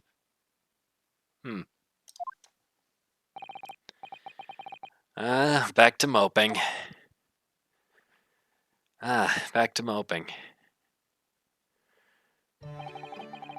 What's the matter with Mr. Sholmes? What's the matter with Mr. Sholmes today? What's the matter with Mr. Sholmes? What's the matter with Mr. Sholmes today? He seems even more down in the dumps than me. I know, and the great exhibition is open. You'd think you'd be excited. Oh, why don't we all go to see it together? I want to, of course I do, but I can't. Not for the time being. Why not? Why not? Why not? Because I'm a great detective after all. So you're embroiled in some tricky case that you can't be distracted from, is that it?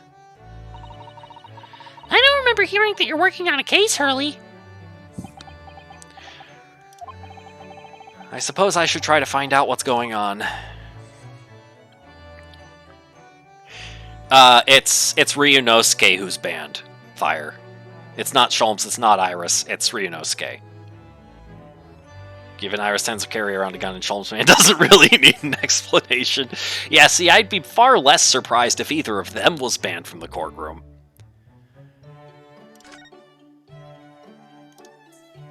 Let me try something.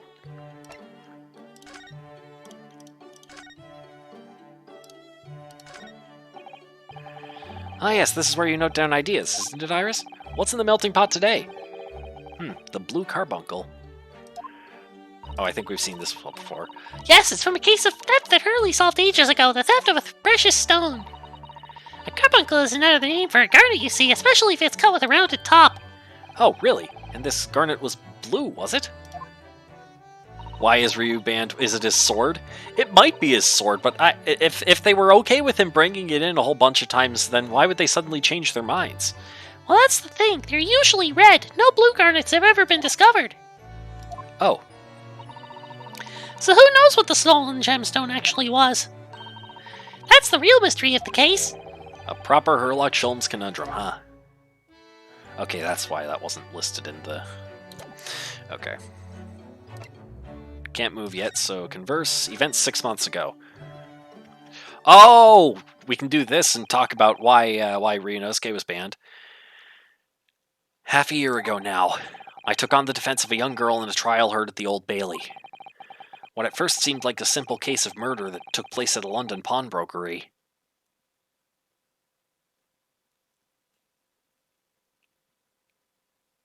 Okay, so this was the last case of the first half. Turned out to be one part of a much more far-reaching plot that involved the British government. Yeah, we remember that. During the course of the trial, it was found that I made an unavoidable yet at the same time unforgivable mistake. Wait, what?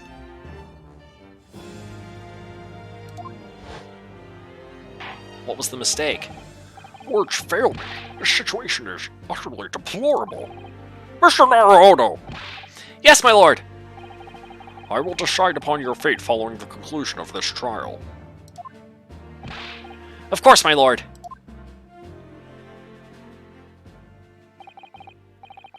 In the end, I had my right to represent people in court revoked. I was told I had to spend my time in research and study, so that's what I've been doing.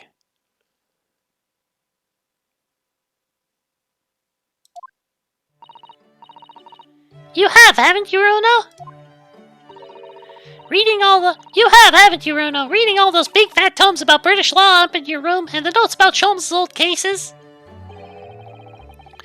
Brewing Iris's special blends of tea, fetching my daily bread for me. You've become something of a manservant around here. Start on the silverware next, Master Naruhodo. Well, I'm thinking of going to ask the powers that be to reconsider. Specifically Lord Strongheart at the British Supreme Court on Whitehall. Lord Strongheart! Ah, the delightful Lord Chief Justice. Not my favorite fellow. He's not mine either, but he's the man I have to talk to. He's the only one who can grant permission for me to start working in the courts again. I came to Britain to become the best lawyer I could. And I can't do that just sitting around here. Wait, unavoidable yet at the same time unforgivable mistake. Was it Susato's tampering with the crime scene?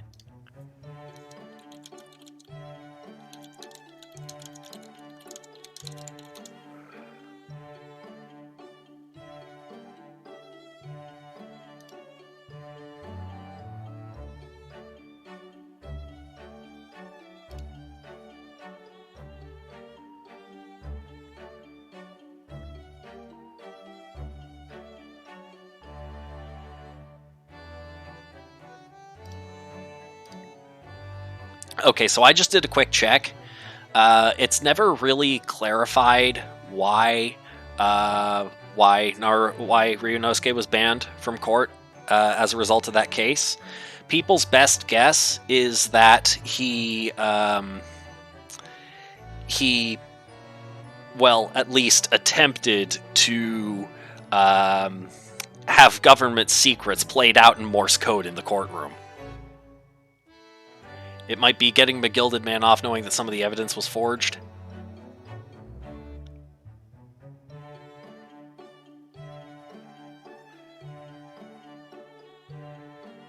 Oh, yeah, that was the other thing. It was a combination of the government secrets thing and, well, this is what people think. It was a combination of the government secrets thing and of suspicion that Ryunosuke may have been involved in the evidence forging with McGilded there. So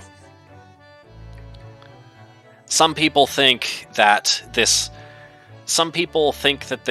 courtroom ban was more to force Ryunosuke to lay low and let things simmer down from this, rather than as an actual punishment for wrongdoing.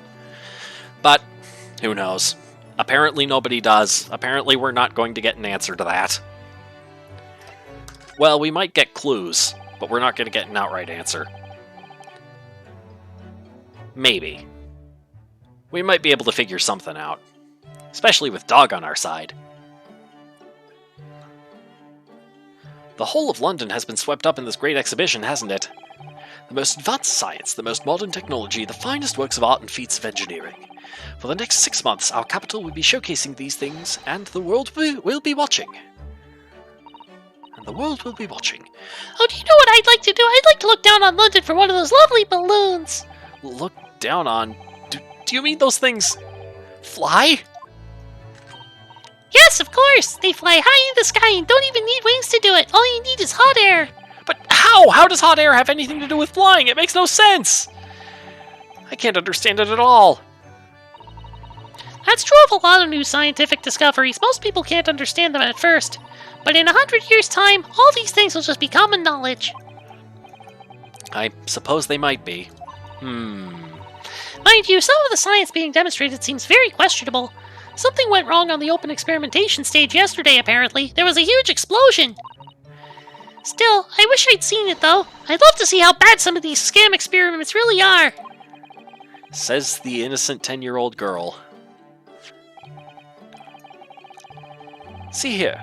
Every page of this paper carries some article or other about the Great Exhibition. But the brighter things shine, the darker the shadows that are cast behind them. Personally, I find myself drawn to the darkness, to the impenetrable. That is my proper atmosphere. Okay, no. The Great Exhibition newspaper has been entered into the court record. Okay. Shadows cast behind. Is that a metaphorical way of referring to the back page of the paper? I really wish I got to see that man be blown up. Yeah, that's basically what she's saying. Yikes. Okay, let's examine this. Well, I mean, Look at this. Every article on the front page is news about the Great Exhibition. Public experiments to demonstrate brand new scientific ideas, cultural exhibits from around the globe. It's also positive and hopeful about the coming century. We must all go to see it properly before too long. First test of matter transport device. Man's long thing, study. 10 pages, 1 penny. London, Britain, and the Industrial Revolution. Tower garners worldwide accolade. Acclaim.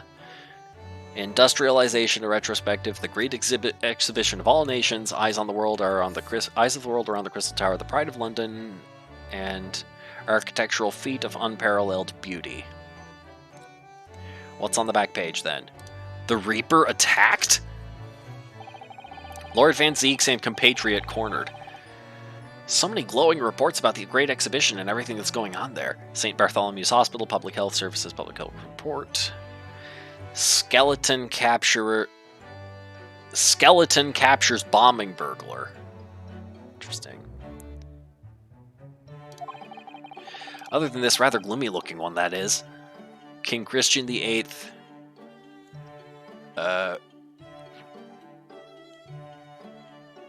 Reversion ruling awards prize to Michelle. What? Lost cat. Oh, lost cat. Oh no.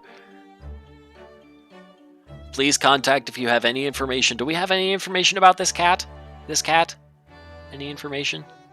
Oh no. Yeah, we're gonna have to find the cat. We gotta find the cat. Other than this rather gloomy looking one, that is. Wait, what? What's the matter, Rono? The Reaper attacked? That's Lord Van Zeeks! This must be what Mr. Sholmes was talking about. Does he know any more, I wonder?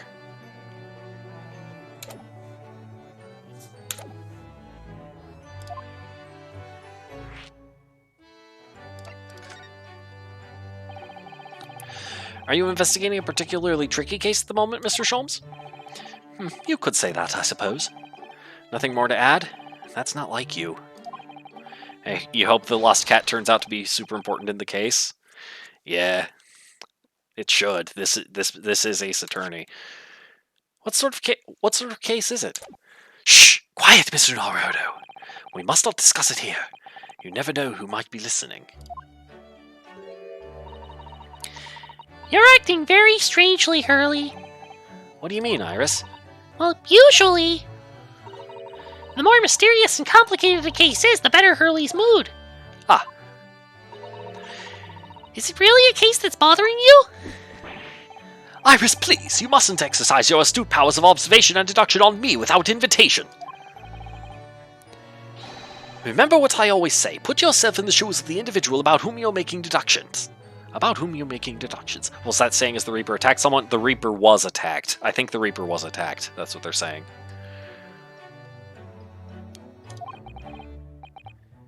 You say that, do you? You, Mr. Sholmes. Never mind. Once I've had a cup of tea, I must make my way at once to the crime scene. Yeah, awful hypocritical. That was a deep sigh. Alright, the Reaper attacked. It says in the paper that Lord Van Zeeks was attacked! That's terrible! You know the legend of the Reaper of the Bailey, of course, don't you? Only too well, in fact. Yes, Prosecutor Barak Van Zeeks. They say that if the Reaper is the prosecutor in a case, there's no salvation for whoever's in the dock. Even if the defendant is found not guilty. Once the Reaper has someone in his sights, one way or another, that person's time left on this earth will be short. London's finest rogues always find ways around the law. They'll stop at nothing to secure an acquittal at trial. Falsifying evidence, paying sham witnesses, threatening jurors, bribing judges. But even such devious tactics as these cannot save them from the hand of the Reaper. As you've experienced yourself, haven't you, Mr. Naruhodo? Yes, I've seen the Reaper's retribution at work. Many of these criminal rogues are reckless and quite unafraid to die. If a leader among their fraternity is seen to have been taken by the Reaper, retaliation like this does occur. Really, the capital has a never-ending supply of such scoundrels.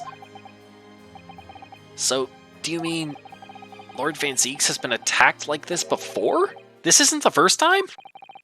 He's quite an accomplished combatant, you know. He doesn't take these attacks lying down. Although, it seems that his assailants were armed with guns this time. Oh my goodness! Is he alright then? Is Lord Van Zieks hurt? My dear fellow, how on earth would I know? Well, in the article here it says, as to what of Lord Van Zieks and his condition, all will be revealed in tomorrow's morning edition. Ah, I see. Well, we shall have to be patient then. No, I can't wait until tomorrow! In that case, you shall have to inquire with somebody in the know. But who? Lord Strongheart, perhaps?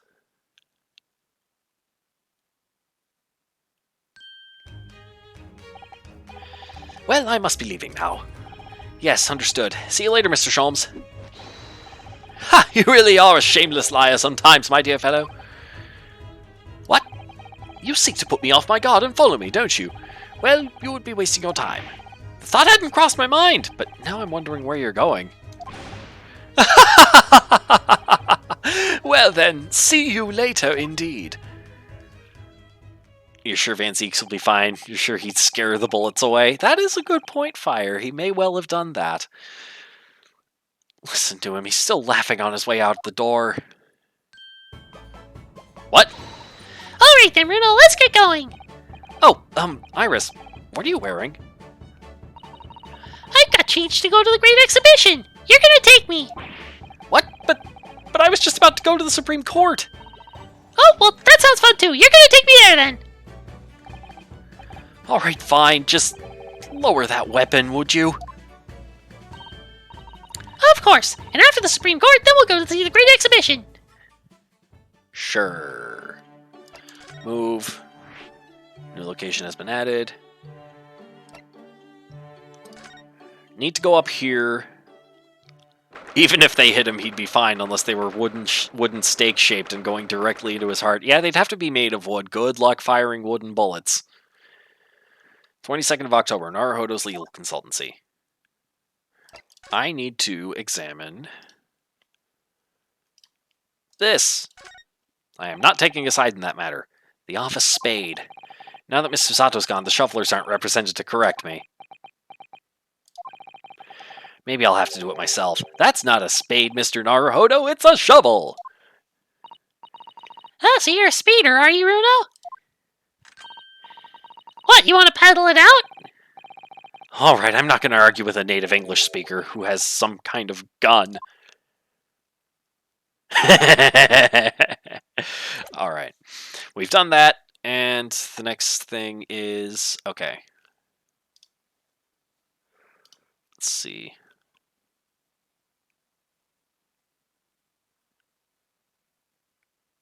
Okay. Nothing else to do for now. Let's go here.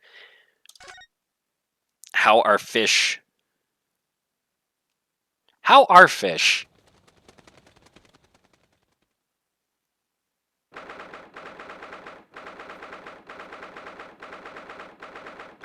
Or do you mean how are fish as bullets? Depends on the fish, I suppose.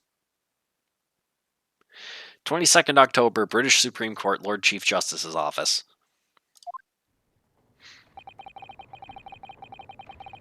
Oh! Oh, you meant the fish in the... Oh, right, they exist. Yeah. It's been about 6 months now since I was last here.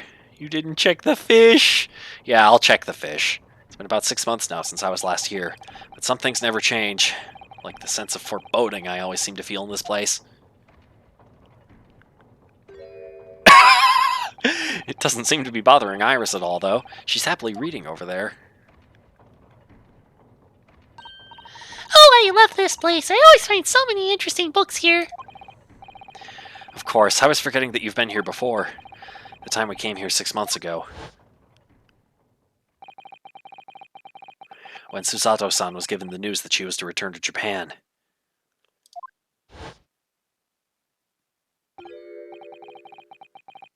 Ah, I understand you wish to speak with me. Oh, Lord Strongheart, I trust you've been keeping well? Let's see. Since you arrived and requested an audience, it's been 4 hours, 32 minutes, and 26 seconds. I've kept you waiting a while. My apologies. Oh no, not at all. I like nothing more than standing around staring into space. Good to know. Good to know that doesn't appear to bother him at all. Vale Strongheart, Lord Chief Justice of London. He's the man who allowed me to start practicing as a defense lawyer when I arrived in Britain as a student. You need only savor the air for a moment in this grand office to understand his preeminent status. As you will be aware, the Great Exhibition of London is now underway at last. We're extremely busy as a result, policing the grounds, guarding the new technologies, dealing with petty crime. And furthermore, as of next month, we shall open the International Forensic Science Symposium. Oh, I've not heard about that. Investigating authorities from 40 countries around the globe will be taking part, including from your own land.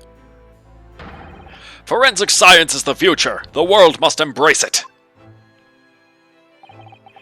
As we're the hosting nation, I have much to do, and it is my highest priority. If others must wait for my attention as a result, so be it. Well, it's nice to know where I stand. So, you wish to consult with me? Of course, I can very well imagine what this is about. Thank you for agreeing to this meeting, my lord. I want to be allowed to start working as a defense lawyer again in court. That's what brought me here today. But actually, there's something else playing on my mind as it happens. Bruno, just take a deep breath and come out with it. I need to go check on Fish.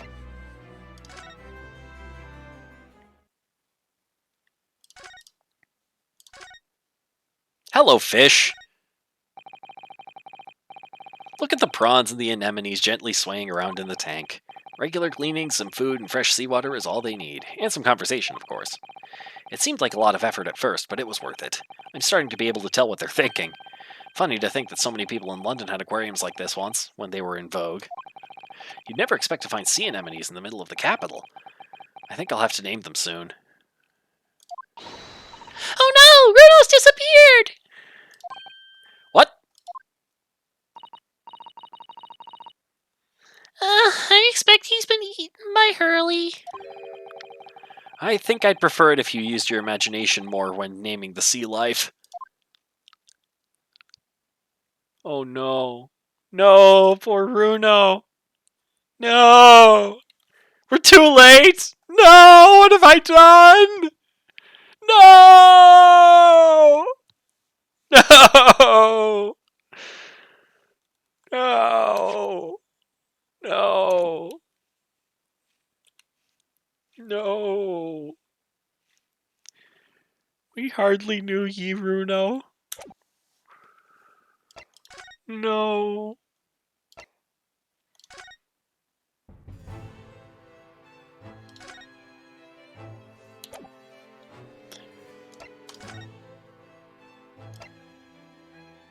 I'm gonna ask you about the Forensic Science Symposium first. All sorts of conferences have been taking place around the world to coincide with the Great Exhibition. And next month, the largest and most important of them all will take place at last. The International Forensic Science Symposium. It does seem as though criminal investigation needs to embrace scientific methods, doesn't it? Exactly!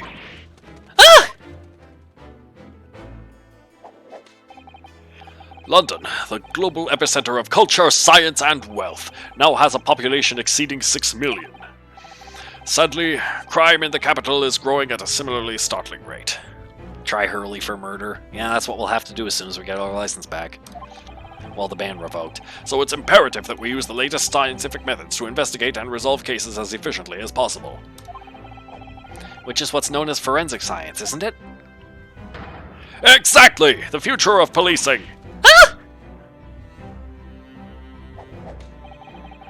Regrettably, however, Britain is currently dragging its feet when it comes to the adoption of forensic methods. Oh dear, that's alarming. Exactly! It's extremely alarming!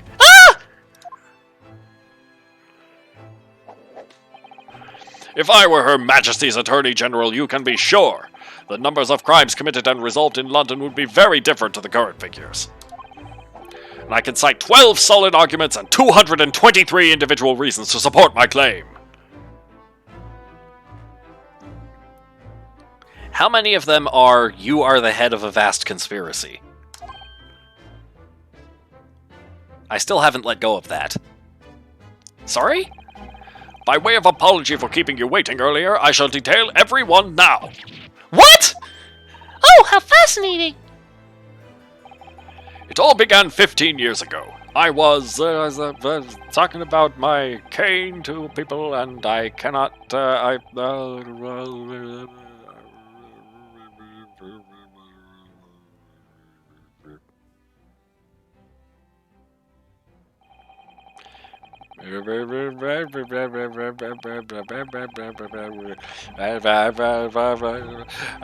that's why I did everything, and you are dumb for not acting on it. And that more or less sums up my feelings on the matter, in the simplest of terms, of course. Essentially, to formally establish a forensic investigation division within Scotland Yard. That is my mission. Oh, right, yes, that's wonderful. Exactly. Wonderful is precisely what it will be. Iris isn't paying attention at all. She's got her nose in another book now. Hey, you're finally awake. Oh, is it over? Did you learn anything useful? I actually drifted off for the most part. He's surprisingly ardent about forensic science. Okay, let's talk about this now. I actually came here today to ask for your permission. Go on. 6 months ago, my right to work in court as a lawyer was revoked, and I was told to spend my time studying. Obviously, I'm very sorry for what happened, but the thing is, it made me understand what it really means to defend somebody under the rules of a foreign justice system. And I desperately want to have another go. Please, permit me to enter the courtroom again.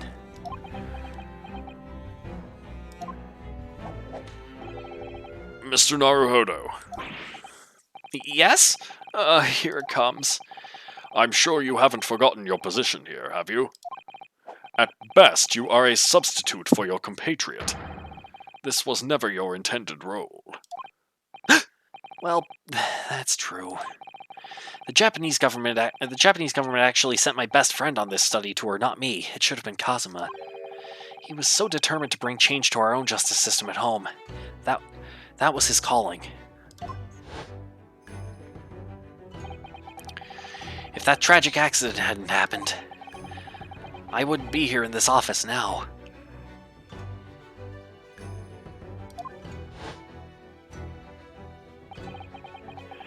Mr. Asogi was my best friend, you see. That's why I can't leave it unfinished. I have to fulfill his calling for him. His calling, you say? Has it never occurred to you that perhaps you know nothing of his true calling? I'm sorry? The mission with which that young law student was charged. What do you suppose it really was? What do you mean? Mission? He's not making any sense.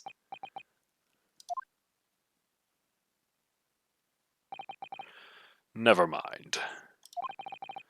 I've read all the reports you've submitted over the past 6 months. It's clear to me that you regret your actions and have been studiously obeying your revised instructions. If I kill Strongheart, will I gain his title of Chief Justice and be able to let myself work again? Well, there's only one way to find out, but unfortunately, I am not in possession of an efficient enough weapon at the moment. Maybe my armband will work. I think you're onto something, Fire. Do you mean... As of this moment, I reinstate your license to practice law here in Great Britain. Strongheart's thinking, is it safe to let Naruhodo back in the courtroom? Does he know anything about what Kazuma was supposed to do? No? Okay, then it's probably safe to let him back into the courtroom. Fine, just to get him off my back, so he stops sticking his nose into my stuff. Probably. Oh, how wrong he is. But shh. Thank you so much. That's wonderful, Runo. In fact, I believe I have the perfect case to mark your comeback. A curious affair. You'll consider it, I hope. Of course! Please tell me more! A curious affair. You described it as a curious affair? Oh, crud, that was my chance to... Dang it. That was my chance. Hopefully there's another chance I get to back out and try the thing. You feel like Kazuma may have been involved in bad guy stuff? Maybe. Maybe he was involved in good guy stuff, though. That's what we don't know yet. Don't betray us like this, Kazuma, please. You described it as a curious affair? Yes, that's right. I believe it was reported in the press. Are you aware that there was a serious accident at the Great Exhibition yesterday? Oh, no. Yes, I read about it. You'll see, Fire. A professor from Germany tried to carry out a crazy experiment. Let me see. How was it described? Super high voltage instantaneous kinesis, I think. Instantaneous kinesis, as in moving things with a click of the fingers? That's right. It's just what my herbal blends need. A dash of devil may care. He could be good guy trying to undo the bad guy stuff from... That's what I'm thinking, Fire. It's possible. Whenever this serious accident... Hang on, did I say that full line? That's right, it's just what my herbal blends need. A dash of devil may care. Whatever this serious accident was exactly, it's clearly captured Iris's imagination. It's an unfortunate business. A large explosion engulfed the public experimentation stage and a man lost his life. A certain Mr. Odie Asman. Odious man? Oh boy, here we go. Mr. Odie Asman, an investor and a well-known figure in society. A large explosion? TF2 spy. A man died? The guy inside the cage, I presume. The man responsible for the experiment was Professor Albert Harebrain. He could be any one of us. He could be in this very room. He could be you. He could be me. No, he's probably you.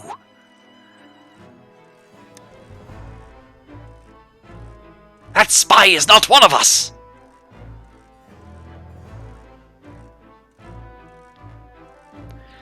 The Lord Chief Justice is a spy. The Lord Chief Justice is a spy. The man responsible for the experiment was Professor Albert... The man responsible for the experiment was Professor Albert Harebrain. He was detained immediately after the incident and is due to appear in court tomorrow. On the charge of murder. What? Murder?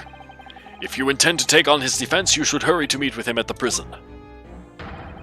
There is very little time left for you to carry out any kind of investigation. The Great Exhibition. A scientific experiment gone wrong. And... murder? Strongheart is sus. He faked wires. Yep. I thought he faked cogs, but wires works. I feel out of my depth before I've even started. Still. We should go to the prison straight away then and try to meet with this German professor. Don't you think? Definitely! Yes. One more thing about the case. There's a connection with our mutual acquaintance, the Reaper. Oh! With Lord Van Zeeks? How?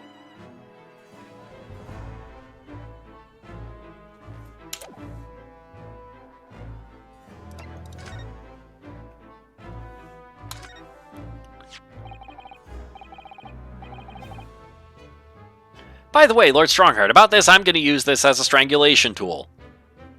It was nice knowing ya. The symbol of a defense lawyer in the Japanese judiciary. Oh, I didn't expect you'd know that. We never accept foreign students before first researching the legal systems of their home countries. How are you still talking? But such trinkets are merely for show. The only true measure of your worth is your performance in court. Yes, right. Okay, but seriously, though, I gotta present this to him. Oh, that reminds me! Have you seen this? The reports of the overwhelming success of the Great Exhibition? Of course. No, not that. The story on the back page. What story? Well, we tried. Seems we can't strangle him. Story. The Reaper attacked. The Reaper attacked. Ah, that. London's top oh, we can read this now. London's top prosecutor, Barak Van Zeek's life came under threat yet again as a group of heavily armed assailants brandishing large knives and pistols ambushed him last night. The sight of the Reaper of the Bailey and his companion, valiantly keeping the mob of blackguards at bay, was captured by this reporter, who then rushed straight away to the police to report of this most heinous of crimes. As host for the Great Exhibition, the City of London can ill afford to have such brutal acts of violence occurring in its streets, and the Lord Chief Justice's office is sure to have a response to this latest incident. As to Lord Van Zeek's and his condition, all will be revealed in tomorrow's morning edition. Skeleton captures bumbling burglar. A most frightening turn of events visited upon two Pennsylvanian burglars recently as they attempted to rob a town.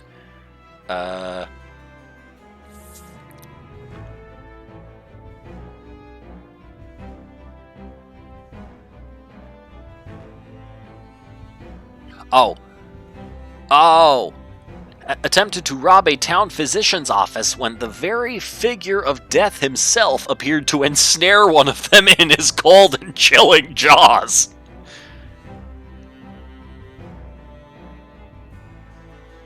The deceptive man in question just so happened to something coil spring mechanism, causing it to...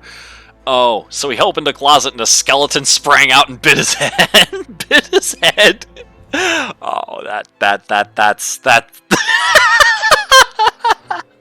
Nice one. Fiery ball gown sets dance hall ablaze. An evening of cordial dancing turned into a blazing ball last week when one of the lady attendees' dresses accidentally caught on fire. In her panic at the sudden appearance of flames at her feet, the lady dashed madly about the whole of the ballroom, igniting no fewer than 3 other... Yeah, so the fire, it was a wildfire. Yay! I imagine you'd be... Fire... Did you have anything to do with that, maybe? The lady's dress getting set on fire and then her running around and setting everything else on fire too? That sounds like your kind of thing. I don't know. Maybe. French court hears glass eye case. The juge de paix of Neuilly was presented with today with a most curious case of a lady who refused to pay her dues for the purchase of one glass eye. The whole affair began when Madame Fluyette, the defendant, ordered the eye as a replacement for the natural eye she had lost. Upon its arrival, she found that she could see no more with it than she could before, and became incensed at the thought of paying for a deficient product. The juge de paix attempted to reason with the madame, but the endeavor proved to be an something. Altamont Gas Company, clean, dependent, whatever. Women form new suffragist group. Oh, them suffragists. A new suffragist group, the International Union of Women's something societies, officially something formation. I can't read half of this, it's too dark. Appears the winner will not even... Okay, young American lady of Denmark issued a proclamation today announcing the results of his careful reconsideration as to who the rightful winner of the prize his father, Frederick VI, offered for the first man to discover any new comet with the aid of a telescope should be. It appears that the winner will not even be a man at all, but rather a young American lady by the name Maria Mitchell of Nantucket, Massachusetts. Though there were multiple competing claims of the new comet's discovery from all nations, including one by British astronomer Mr. William Rudder Dawes, King Christian was swayed by the fervent petition of Harvard President Edward Everett, who urged the Chargé d'Affaires of the United States at Copenhagen, as the fact of Miss Mitchell's prior discovery is undoubted and recognized throughout Europe, it would be a pity that she should lose the medal on a mere technical punctilio. You don't know if you're responsible for that dress, can't expect you to remember everyone you ignite? Oh no. Don't tell me you're one of those who lights as many fires as most people have steak dinners. Wow. Color me impressed, honestly. Anyway, that's it for the newspaper. And that's also about it for our time, but I'll get through this conversation here and then end things off. The Reaper attacked. Ah, that. You've enjoyed some victories in court against my #1 prosecutor, have you not? You've enjoyed some victories in court against my #1 prosecutor, have you not? Poor Mr. Reaper. What happened? What happened to him? He wasn't killed, was he? How many steak dinners do people have? That's a good question. I think it depends on the person. There's no need for concern. Lord Van Zieks would not be so easily dispatched, I assure you. Can you tell us what happened? I'd really love to know. Very well. If it interests you. It does, strangely. Van Zieks' condition. Fortunately, Lord Van Zieks emerged from the attack unscathed.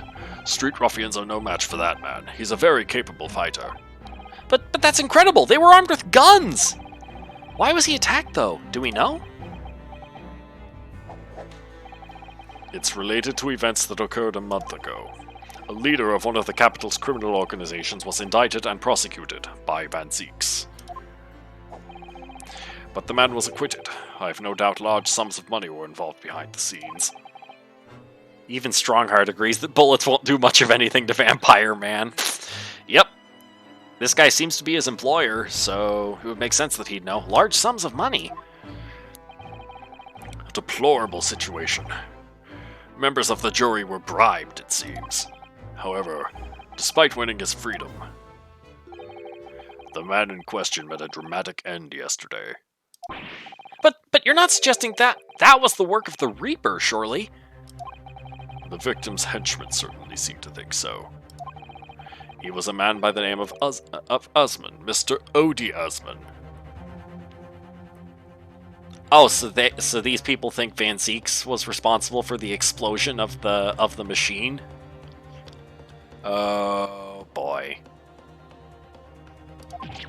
Did you say Asma? Did you say Usman? Asma? Assman? Yeah, Assman. Did you say Assman? That's the man who died in the big explosion at the Great Exhibition. Yes, known publicly as an investor, but in reality, the head of a significant criminal organization. Unbelievable. I wonder, could I ask you something, Lord Strongheart? Try me. Why do you use Lord Van Zieks as a prosecutor? Why do you use Lord Van Zieks as a prosecutor? All the criminals who manage to get off in court then meet with mysterious ends outside the courtroom. All the criminals who manage to get off in court then meet with mysterious ends outside the courtroom. And fearful of that fate, they seek to strike at Lord Van Zieks first. I know there's no evidence that he actually is the Reaper in that sense, but still, something's clearly going on here. I have Van Zieks work for the prosecution service for 2 reasons. Firstly, the man is the best prosecutor in the capital, bar none. And secondly, any deaths of criminals that have occurred outside the courtroom following his trials are nothing to do with him.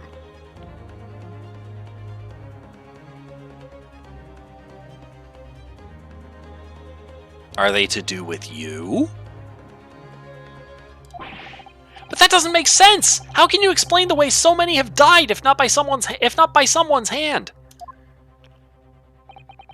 Van Zieks may have earned himself the moniker of the Reaper, but he is no killer. Because you do all the dirty work for him. That's the only way you would possibly be this confident. So he will continue to prosecute on behalf of the Crown. Unless he wishes otherwise, of course.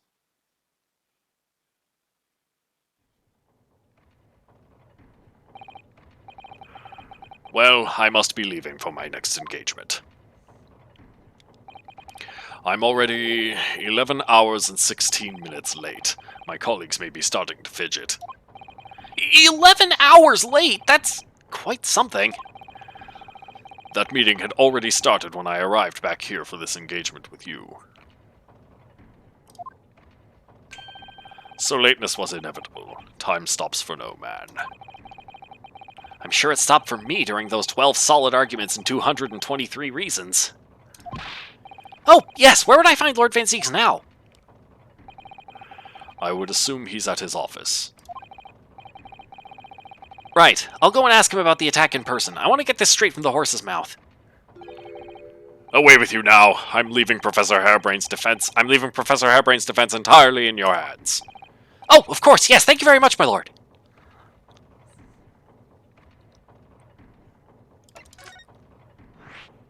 New locations. Okay, there is one thing that I would like to do now, and that is go here so that I don't think I forgot about some, so that I don't forget about some particular side achievement thing to do. Let's go here.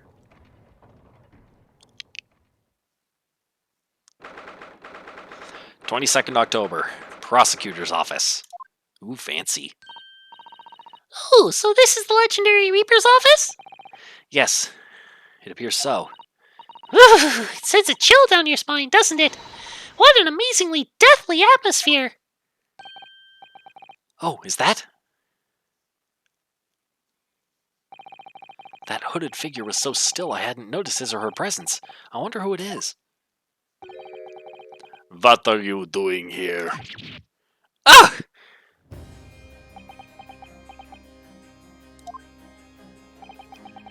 He's as unwelcoming as I thought he'd be. Actually, maybe even more so.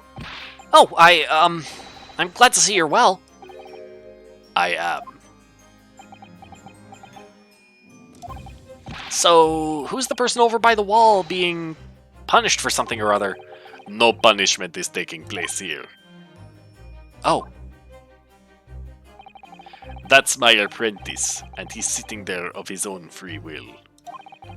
I didn't know you had an apprentice. It must be the same person who was pictured in the newspaper. He's very able in combat, a requisite skill for anyone under my tutelage. Are you referring to the attack on the Reaper that was reported in the papers? Does Vampire Man have fish? Yeah, I'm looking. I don't see any fish tanks.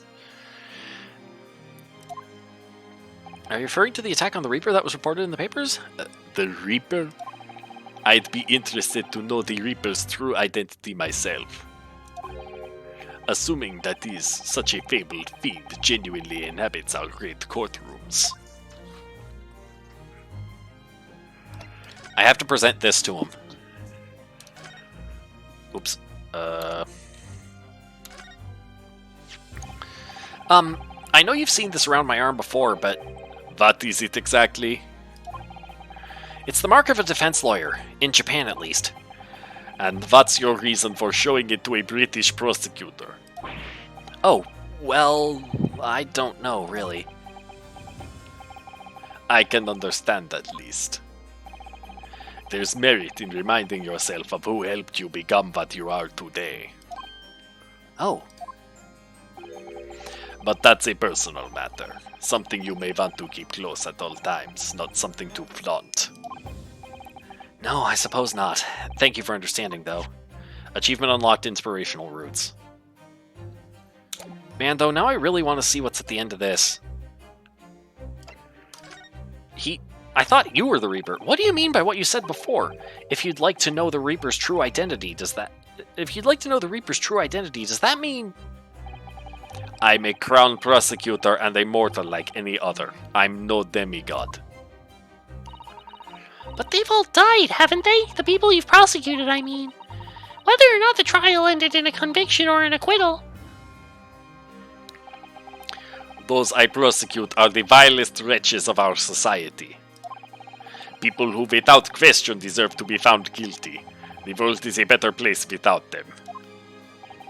But that's not true of Mr. Natsume, for example. He wasn't a vile wretch at all. Nor was Ginny. In fact, she's ever so hardworking now.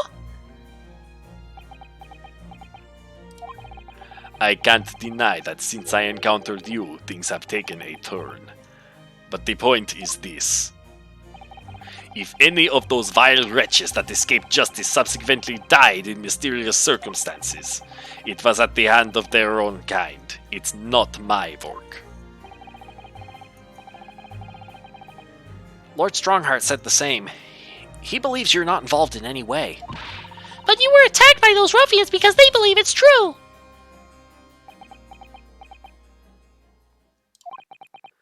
The fact is, since people started to call me the Reaper of the Bailey, the number of serious crimes in the capital has dropped substantially. Oh! It would appear that even the most ardent criminals can be made fearful for their lives. Do you mean to say... I mean to say that if my pseudonym serves a useful purpose, I adopt it gladly and with honor. But it's putting you in danger! You could be killed! If that is my fate, let God decide. Lord Van Zeeks. Lord Strongheart said that the assault last night was some sort of revenge attack? True. Carried out by henchmen of Odi Asman's criminal organization. The investigation meant their arrests were imminent. Presumably some hoped to kill me before that happened. Odi Asman. He's always masqueraded as one of London's most powerful financiers, a global investor. But his enormous wealth came to him by underhand means via his criminal activities. And he used that money to buy himself a verdict of not guilty when he found himself in court, didn't he? Being prosecuted by you, Mr. Reaper. But the man got his comeuppance in the end. Yesterday, in fact, in extraordinary circumstances, it was a most unusual cause of death. I know about that. It was super high voltage instantaneous kinesis gone wrong. Mr. Osmond died when the demonstration on the public experimentation stage ended in an enormous explosion. Correct. And you think I have some kind of divine ability to cause an accident like that to happen, do you? Well, no, that does seem a little far-fetched. If this man really is the fabled Reaper, then he has to be innocent of this particular death at least. It's strange how this has worked out, isn't it, Bruno?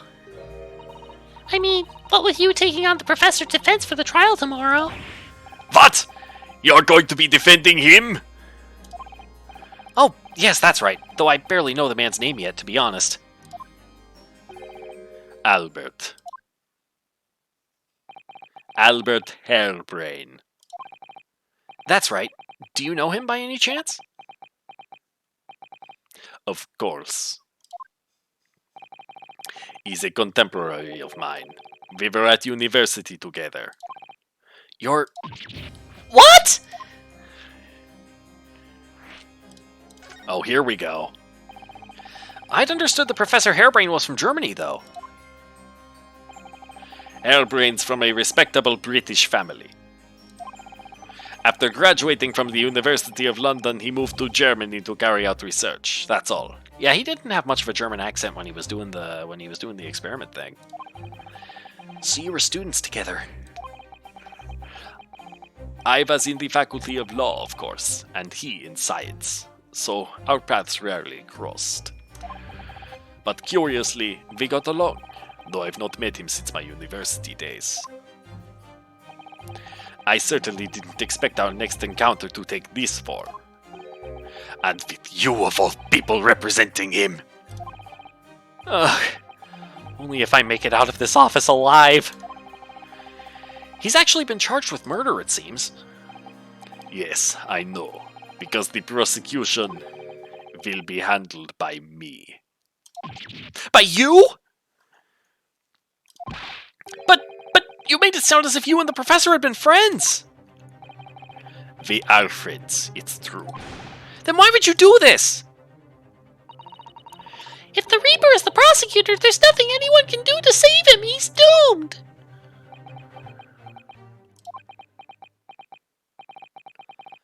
What's Lord Van Zeeks thinking?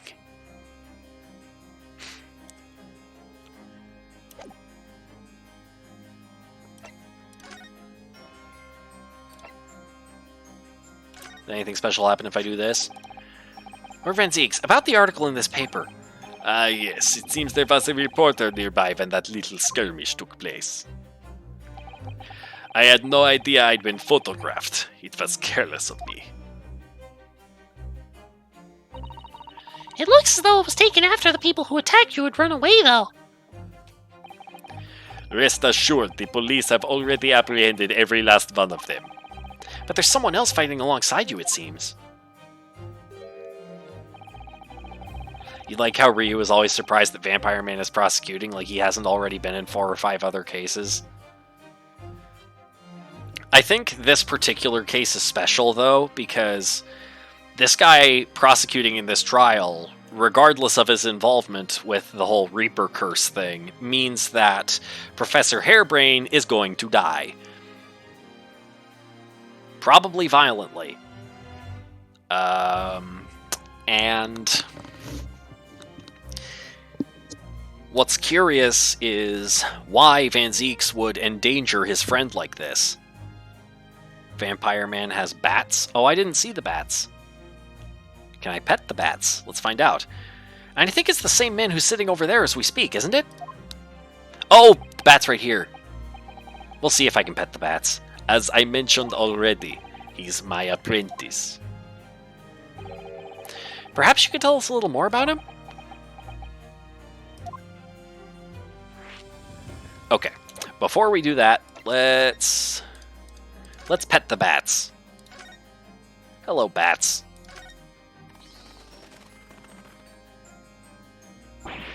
Wah! They were bats! Yes, the Reaper's familiars, I expect.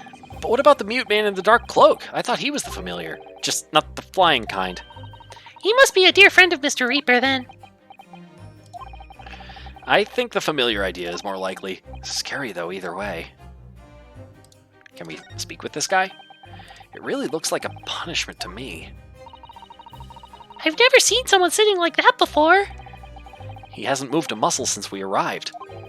Do you think perhaps he's dead? If he was dead, Runo, he wouldn't be sitting up, would he?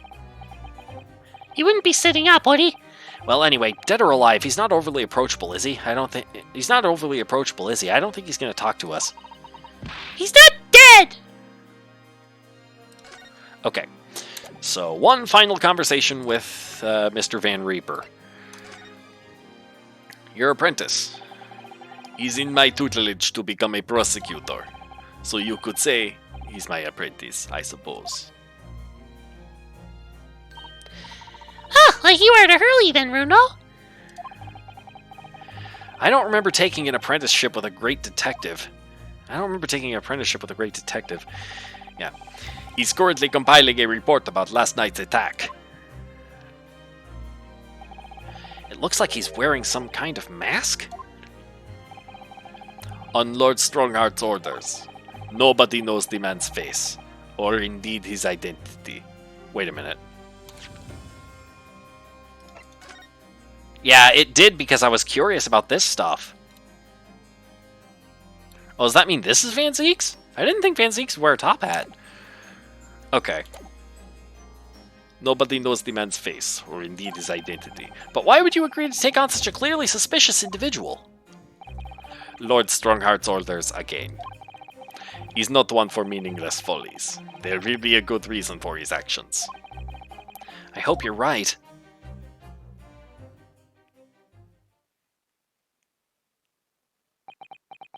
Oh, he got up.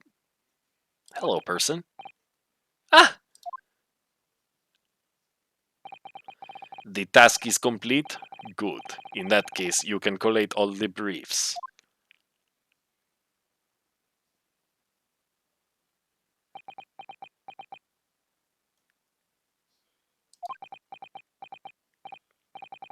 Nice to meet you? Wait. That collar. Is this Sholmes?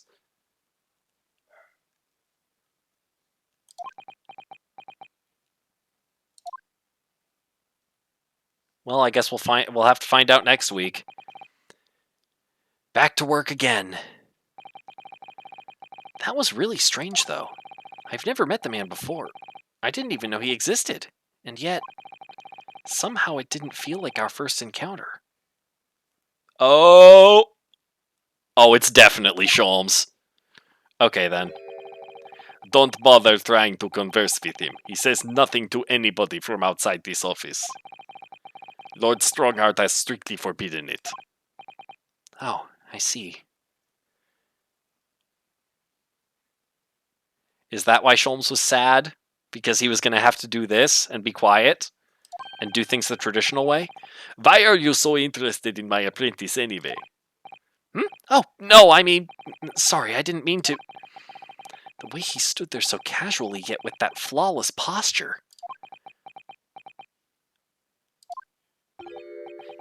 It couldn't be. It couldn't be.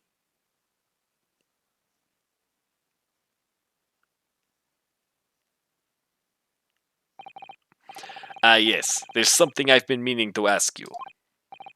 Oh, what's that? That Nipponese man, is he faring well? Sorry? The one arrested twice in succession 6 months ago, with the stoop and the mustache and the jitters.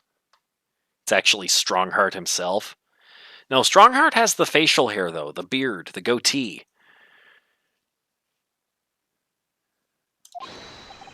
Ah, Mr. Natsume, you mean? I'm not sure he'd be very pleased to find out you identified him from that list, Runo. You identified him from that list, Runo. He could be wearing a second mask under the top mask. Maybe. Maybe that's what that little chin protrusion is. He's fine, thank you. In fact, I received a letter from him by international post only the other day. I see. Well, I think we can end our discussion there, don't you? There's little time left before tomorrow's trial. I advise you to spend it investigating the case. Yes, thank you for the advice, and for the conversation. I can't believe he's asking after Soseki-san. After a Nipponese! After a Nipponese. Yeah. I'm not sure whether to feel happy about that or worried. I never imagined that Mr. Reaper would be friends with a mad scientist, did you? That's a turn up for the books. A mad scientist? Oh, you mean Professor Hairbrain? Yes, it might be worth quizzing the professor about his relationship with Lord Van Zeeks, I think. Alright, we will end it there. I will save. Do this. Alright. Thank you so much for watching, everyone. Make sure to follow if you haven't. Subs are cool. Remember to sub for emotes and things. And extra credits. And remember to join the Discord. The Discord link is just there in the chat there from the Stream Elements bot there. Be sure to join that. You can vote on things that I do and things that Nightmare God on Thursdays does. And there are free games to be given out there as well. So there's like events and stuff. So join up. It's a good time. And that'll be it. I will now see if anyone that I usually host is on right now. And if so, we can do a raid. Let's see. Nope. Unfortunately, none of them are on right now. So I guess I'll just be cutting it here. So thank you again for watching, everyone. And hopefully you'll see Perry or myself next week. Hopefully both. But yeah. Also, the Discord has the schedule, so join it for that as well. And I'll see you next time, comrades.